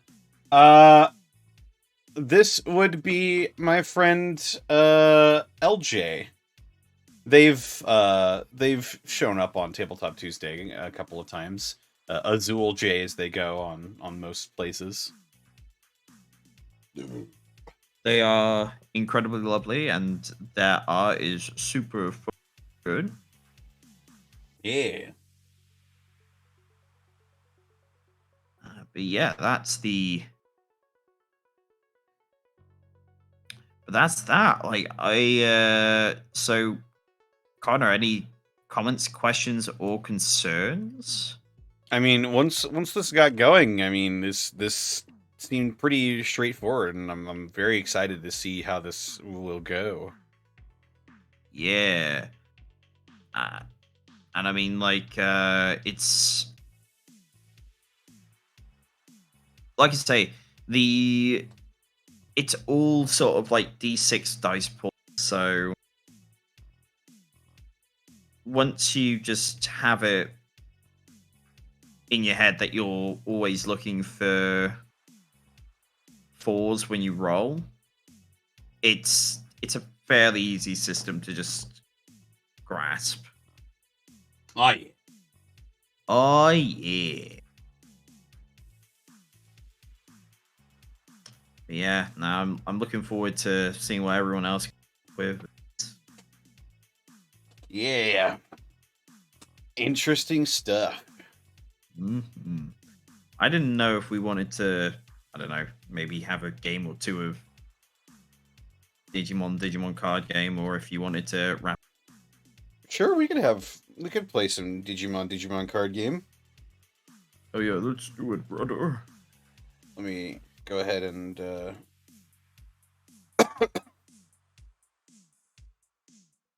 oh, I'll want to save this as well. Let me Yes. download with my changes. Hell yeah. There we go. But yeah, guys, just as a quick reminder, that was the character creation.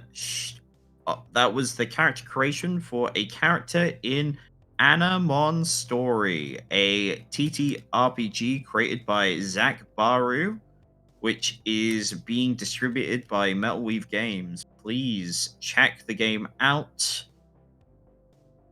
From the Animon Story website, you'll be able to access Zach itch.io to purchase the PDF version of Animon's Story with the character sheets. There is a free package to just a quick start package with an adventure which we will be running. So if you don't want to spoil yourselves on it, don't check it out yet. But definitely have a look at everything else. The Ishito, see if there's anything there you like. Pick up the game on PDF. I highly recommend it. It's really cool. But if you're more into physical books, I believe Zach has kept his backer kit open for pre-orders on the physical edition, which also comes with a physical copy of the Anthology, which is a load of pre-written adventures and pre-written Animon settings. So there's a lot that you can sink your teeth into there. So yeah, comes as highly recommended from me. I can't say enough good things about the game. Check it out. Support it. I want 1,000,000 source books for this fucking game.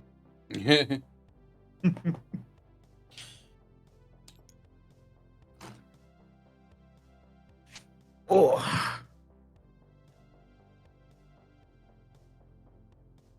And All right. follow Zach on Twitter. Zach Be Free at Zach Be Free. It is. Yeah.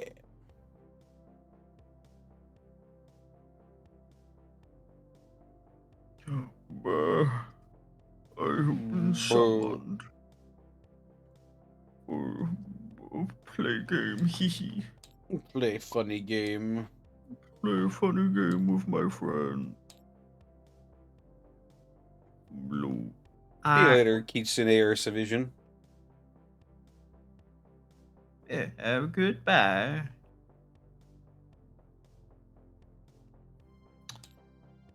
Oh, it's doing a thing. I press the magical blue. Magic blue. Magic blue, magic blue, magic. Pepper.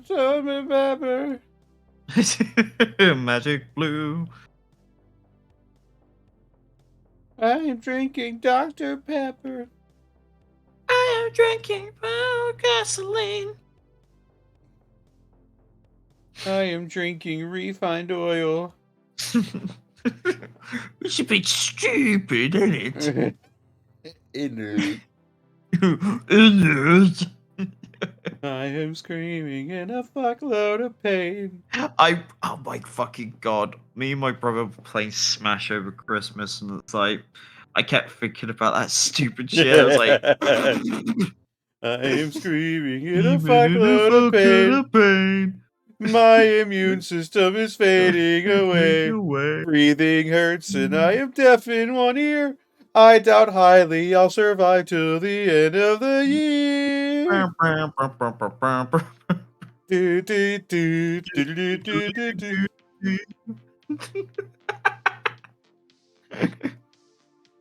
Let's see. My Digivice is loaded.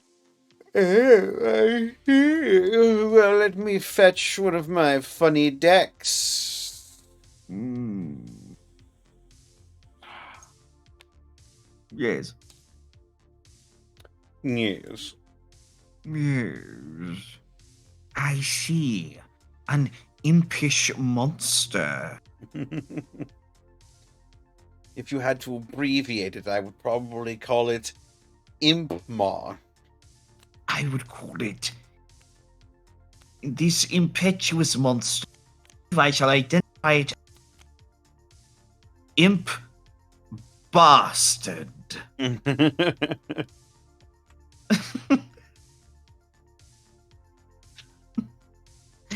I will call it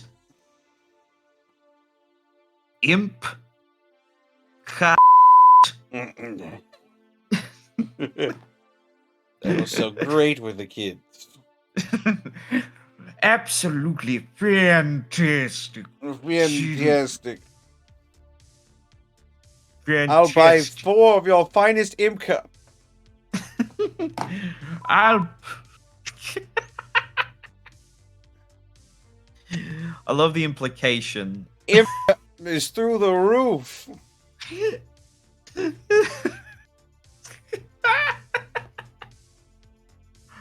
Oh fuck! Fuck! Low. Imp is the next Pikachu. 3 cheers for Imp. Now. You haven't seen my latest creation, Agu.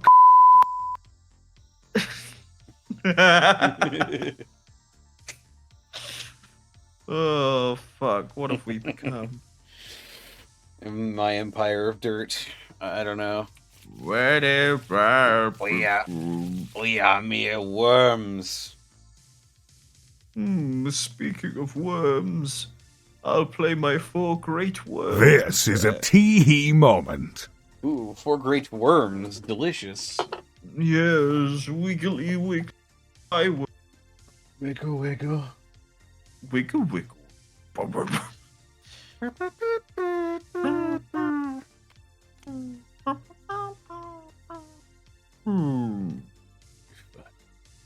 These are eggs. It's okay, small head, big body Goldramon can't hurt you. My fucking egg deck. Small. Small head. It just... When I saw that, it just sent me. I found it fucking funny for like a minute. Just like, Why is his dome so small? I couldn't tell you. That's a 5. Okay.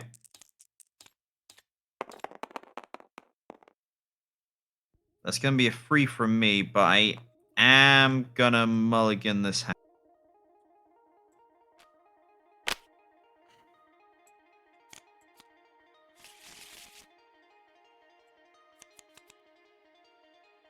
Right on. God, is this one any better? Not Have really. I tried Marvel Snap yet? I have not. I've heard it's pretty good, though. I've heard it's fun. I guess we'll. Nah, I'm gonna mulligan this one too.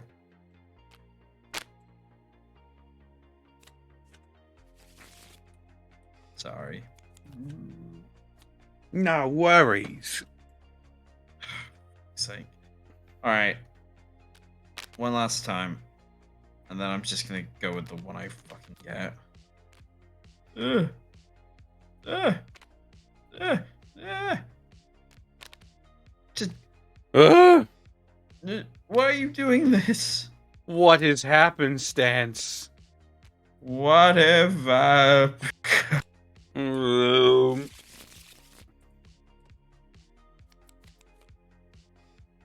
Man, I wish someone put a 9-inch nail in me when that happened. Yeah. What the fuck is this? What the fuck is this roar I'm getting? Fine, we'll go with this one. Fine. Alrighty. Guess I'm starting things off. You sure are. Buster.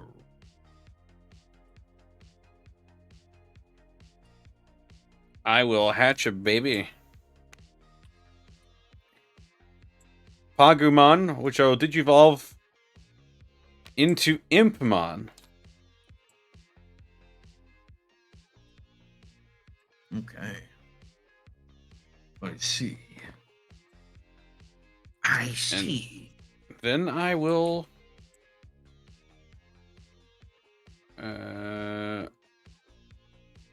I will pass my turn.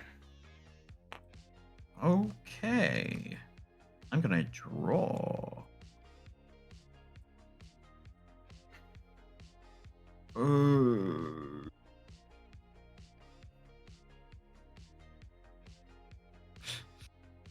gonna hatch a baby. But don't get too excited. Well, actually get very excited, because check this out.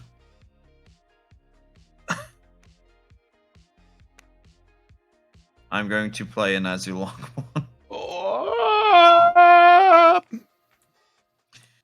for 10 memory. I see. On play, I draw 2 cards. Then, if the card was played by, well, you know, it wasn't, so don't worry about that.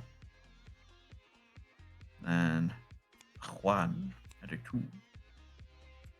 Okay. And pass turn at 9 memory. I see. This is, yeah.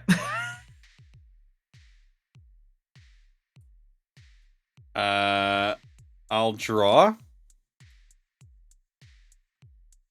I'll promote Impmon from the raising area. And I will swing at your security with Impmon. Gotcha. That's going to be a Magna Dramon. More than enough. Oh, yeah. Pogamon's on deletion effect. Trash the top 2 cards of my deck. I'll do so.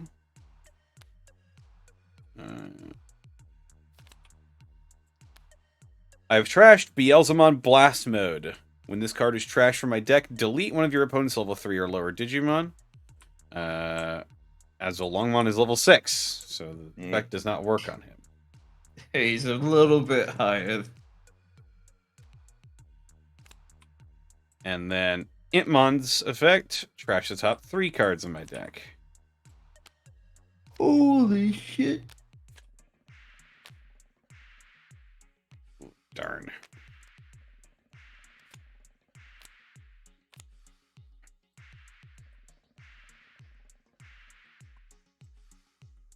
I'll spend 3 memory, and I will play another Impmon. Reveal the top 4 cards in my deck, add 1 Digimon with Beelzemon and or Iron Mako to my hand. Yeah.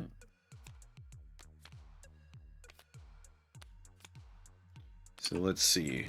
We've got Beelzemon, Deathslinger, 7th Full Cluster, and Beelzemon. So I will add Beelzemon to my hand. The rest go to the bottom of my deck. Get out of here. Get out of here. Get to the bottom, you idiot. Get to the bottom. Ooh, bottom energy. I will then spend 8 memory to play Baelmon X Antibody. Oh, shit.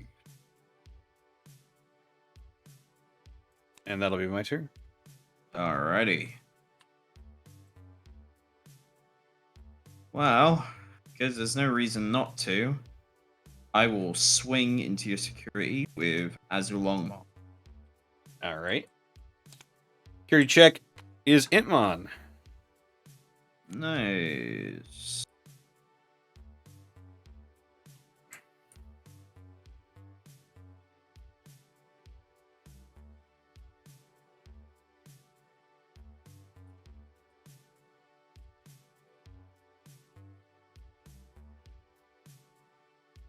I'm going to play for 8 cost a Aerovedramon.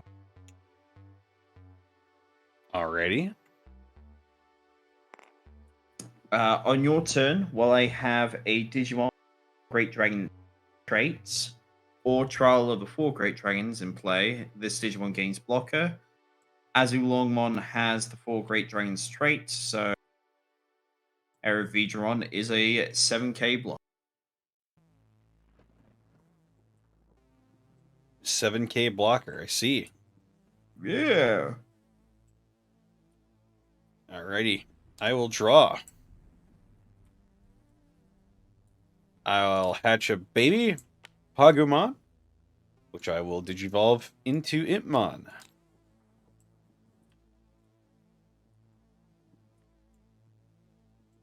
Okay.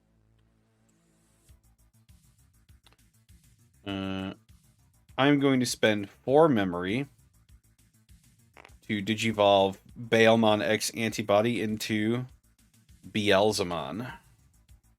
What? When digivolving, I trash the top 4 cards in my deck. Holy shit. Wizardmon was trashed from my deck, so I gain 1 memory. Oh, I love that card.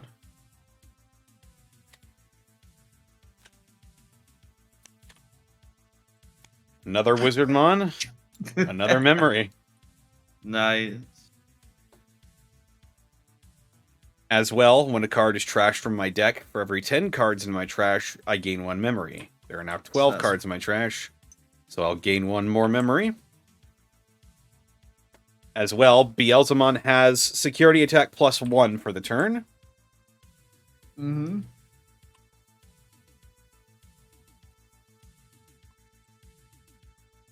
Will you be swinging with your Beelzemon? Not yet. Because I'm going to spend 4 memory to play Deathslinger. And because there are 10 cards in my trash now, so this will affect a level 5, and I will target Aerovedramon. Good thinking. No, he's dead. And now Beelzemon will swing at your security. He has 14k DP, security attack +1. Great check. TK Takashi.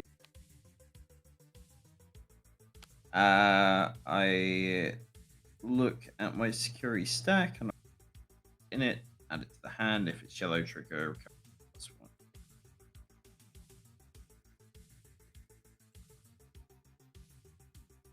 Finally, I'm going to reveal a Argumon from the security pile. It was a yellow card, so I can cover one. And shuffle it.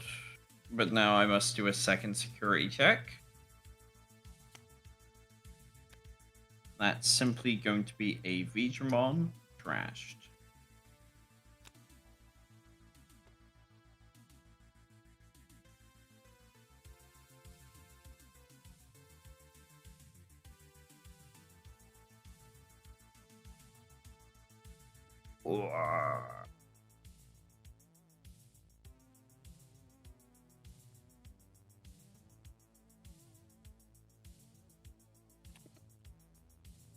Alrighty. Hmm.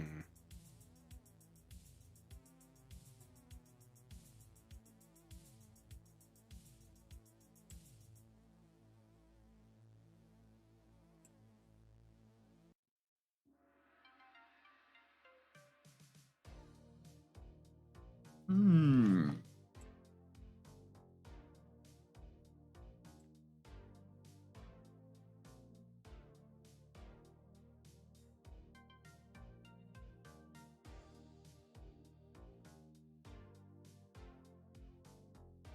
Hmm.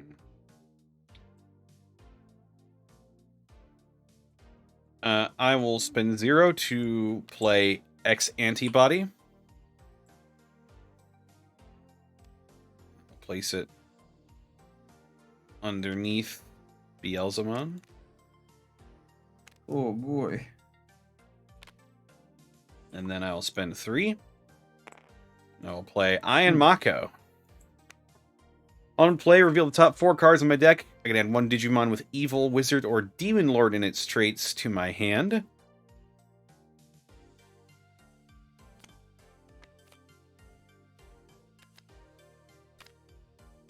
Reveal Impmon, X Antibody, Baelmon, and Beelzemon. And I will add Impmon to my hand. The rest will go to the bottom of my deck.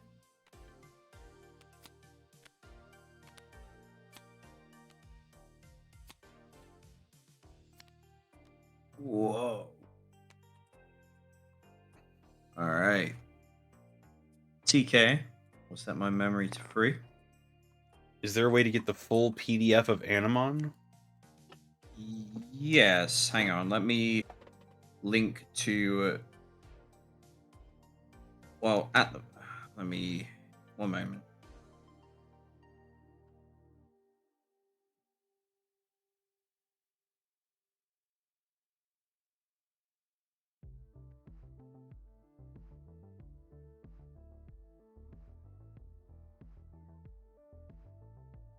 So, yes, you can get the full PDF of Animon for $20 US or more if you prefer. And I will post the link to that right now. Whilst not looking at the screen, I'm going to cover my eye holes.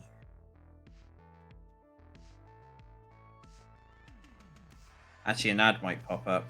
No, it didn't. Okay. Not looking at the hand. There we go.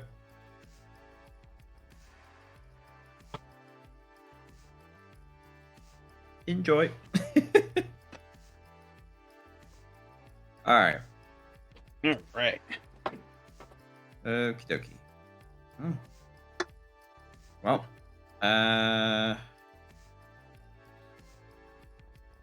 Suspend. Going to evolve Pokemon into Agumon.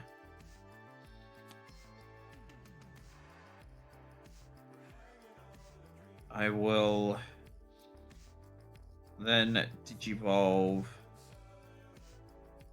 Oh no, we're not going to Digivolve it just yet. We're going to play a Patamon. And I'm not going to go through the whole effect. It's a searcher effect. You know what searcher effects do. But I'm going to reveal 4.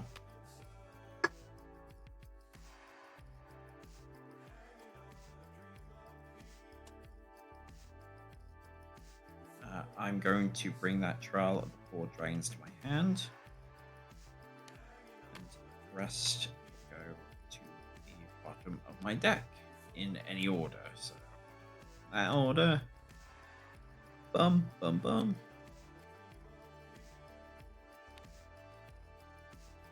I'm going to, let's see here.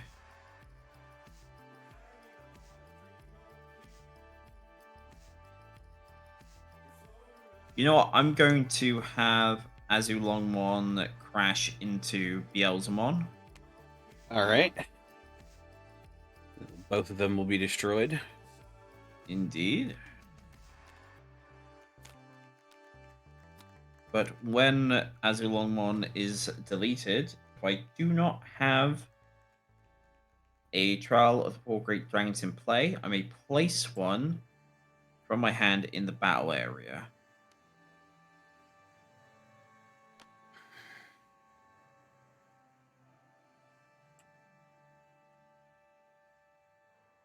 So main, draw one, and then place in the battle area. May I help you? I have a 10 a.m. with Dr. Foster, but I'm sure Finally, it's I'm going to Actually, Digivolve what the devil is a good Patamon we upgrade into AT&T business fiber with hypergig speeds. So we can Beedramon. do things like x-rays and sonograms and do lots of virtual visits. fantastic. But what does that mean for me? It means the doctor will see you now. Oh, but Two. my password. Do business like a gagillionaire. When Digivolving, I reveal the top 4 cards of my deck. I add 1 yellow card with Dramon in its name to my hand, and then 1 card with 4 Great Dragons in its traits Pros can earn to more my and hand. faster by So, signing up for our MVP's Pro Rewards 1, program. Get up to 20% back when you buy more paints, 3, including top paint and stain brands pros 4. trust, such as HGTV Home by Sherwin-Williams and Valspar. Visit us in-store or at Lowe's.com today to get started. Based on minimum qualifying annual spend, Lowe's gift card must be claimed by last day of calendar year. Valid through 12/31. Oh. Additional exclusions, terms, and conditions. Suppose I'll take the Lowe's.com/Loyalty Azulongmon, terms for details. and the rest will go to the bottom of my deck. And that'll be turn for me. Alrighty. I will draw for my turn. Mhm. And I will raise Impmon. And Impmon will swing at your security. Alrighty. Secret check. That's going to be Venusmon. Yep. That'll be more than enough. Pokemon's on deletion. Trash the top 2 cards in my deck. Beelzemon Blast Mode. When this card is trashed from your deck, delete one of your opponent's level 3 or lower Digimon. For every 10 cards in your trash, add 1 to the maximum level.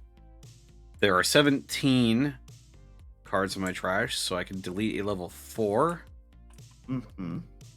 And Beedramon is level 4. Alright. Beedramon is deleted. Deleted. Deleted. And then... oh boy. Second card is Impmon. When this card is trashed from your deck, trash the top 3 cards of your deck. Wizardmon. You gain a memory. Mm-hmm. Impmon. And Wizardmon X Antibody.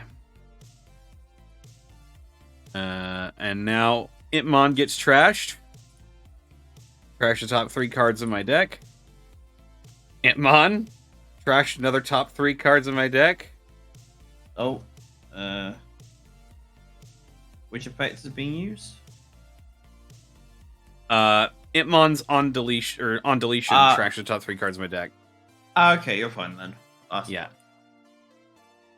Corona Destroyer. Gain a memory.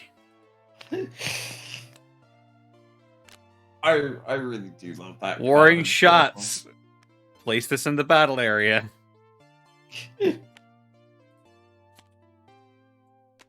And Itmon. And then 2, 3. Okay.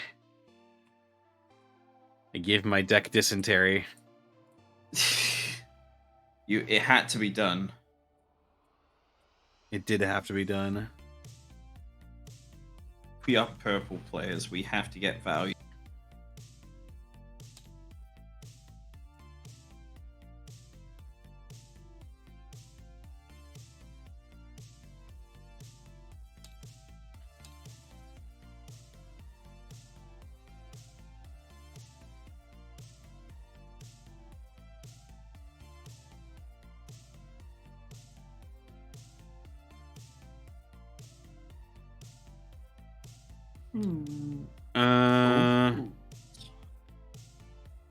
I am going to trash Warring Shots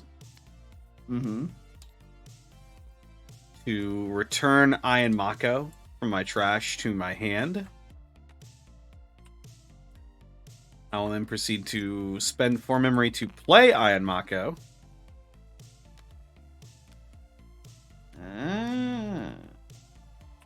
And then I will spend 3 memory to play another Impmon. Oh my.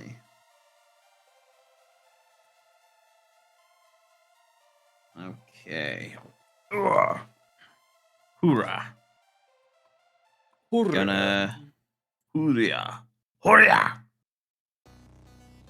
Drawing. Interesting. We're gonna send out him.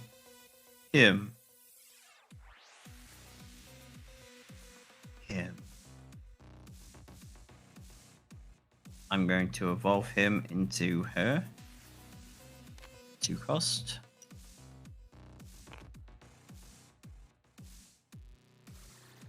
Draw.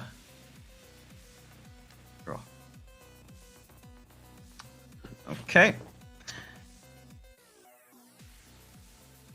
Reveal the top 4 cards of my deck. Same effect as Animon's.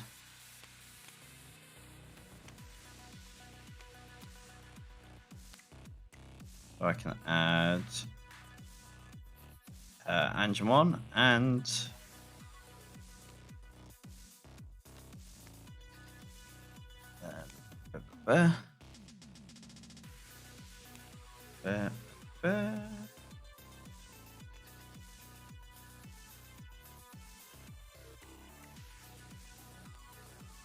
I'm going to suspend this card. Oh dear. Okay.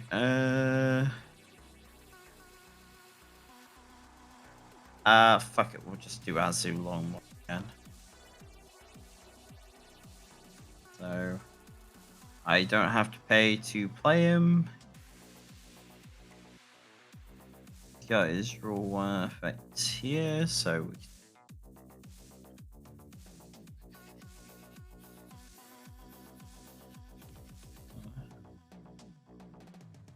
draw. Okay. I'm going to evolve Animon into Animon.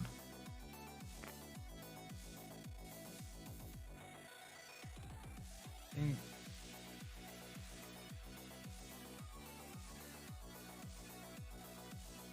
Okay, and that's going to be my turn.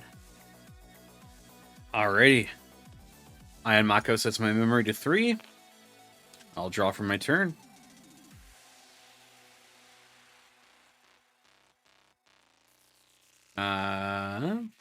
I am going to swing at your security with Impmon. When I do so, Impmon's when attacking. If you have 20 or more cards in your trash, this Digimon can Digivolve into a Beelzemon in my trash for a Digivolution cost of 3. There are 28 cards in my trash, so I will Digivolve Impmon into Beelzemon. Holy shit. Memory cost of 3.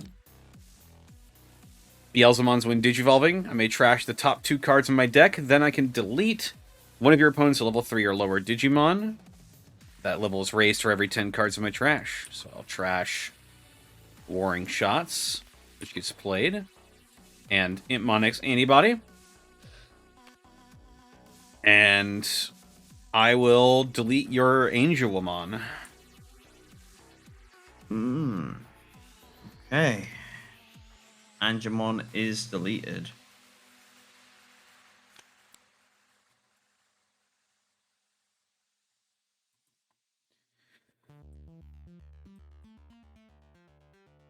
Oh. It's gone. She's dead.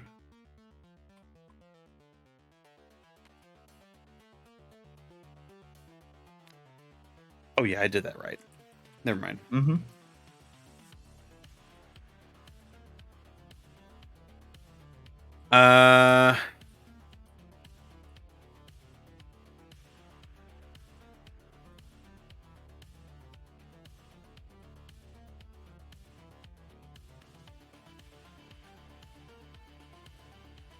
As well. Mm-hmm.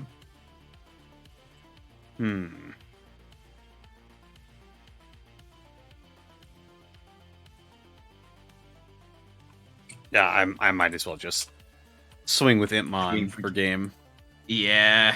I had I was, nothing I else. was thinking into it too much. I was like, or do I do this? And oh, wait a minute. Oh, it happens. Oh, GG. GG. Oh man. But I think with that, guys, I'm gonna head to bed. Yeah, you sound a little tired.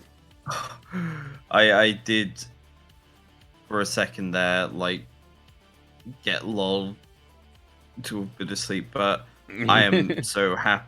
I'm so happy we've got Rowan in our lives now. Yeah. Good boy Rowan and Fawnmon. Mm-hmm. Gonna have to chase everyone else up now. Oh yeah.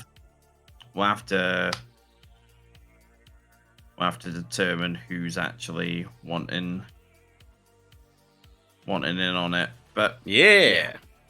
more to come soon. Excellent. Yeah. All right, guys. Well, take care. I'm going to send you off.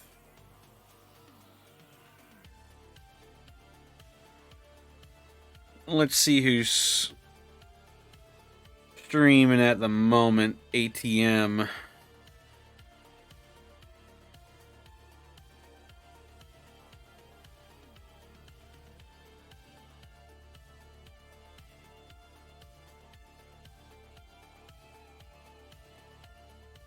And you know what? Bosco is doing exactly what we thought he was going to do. And he's raising money for our very good friend Artsy Heartsy. So let's go ahead and oh yeah, Evie's here. Woo! Yeah, let's raid Bosco. Bosco's cheating at Halo. How dare he?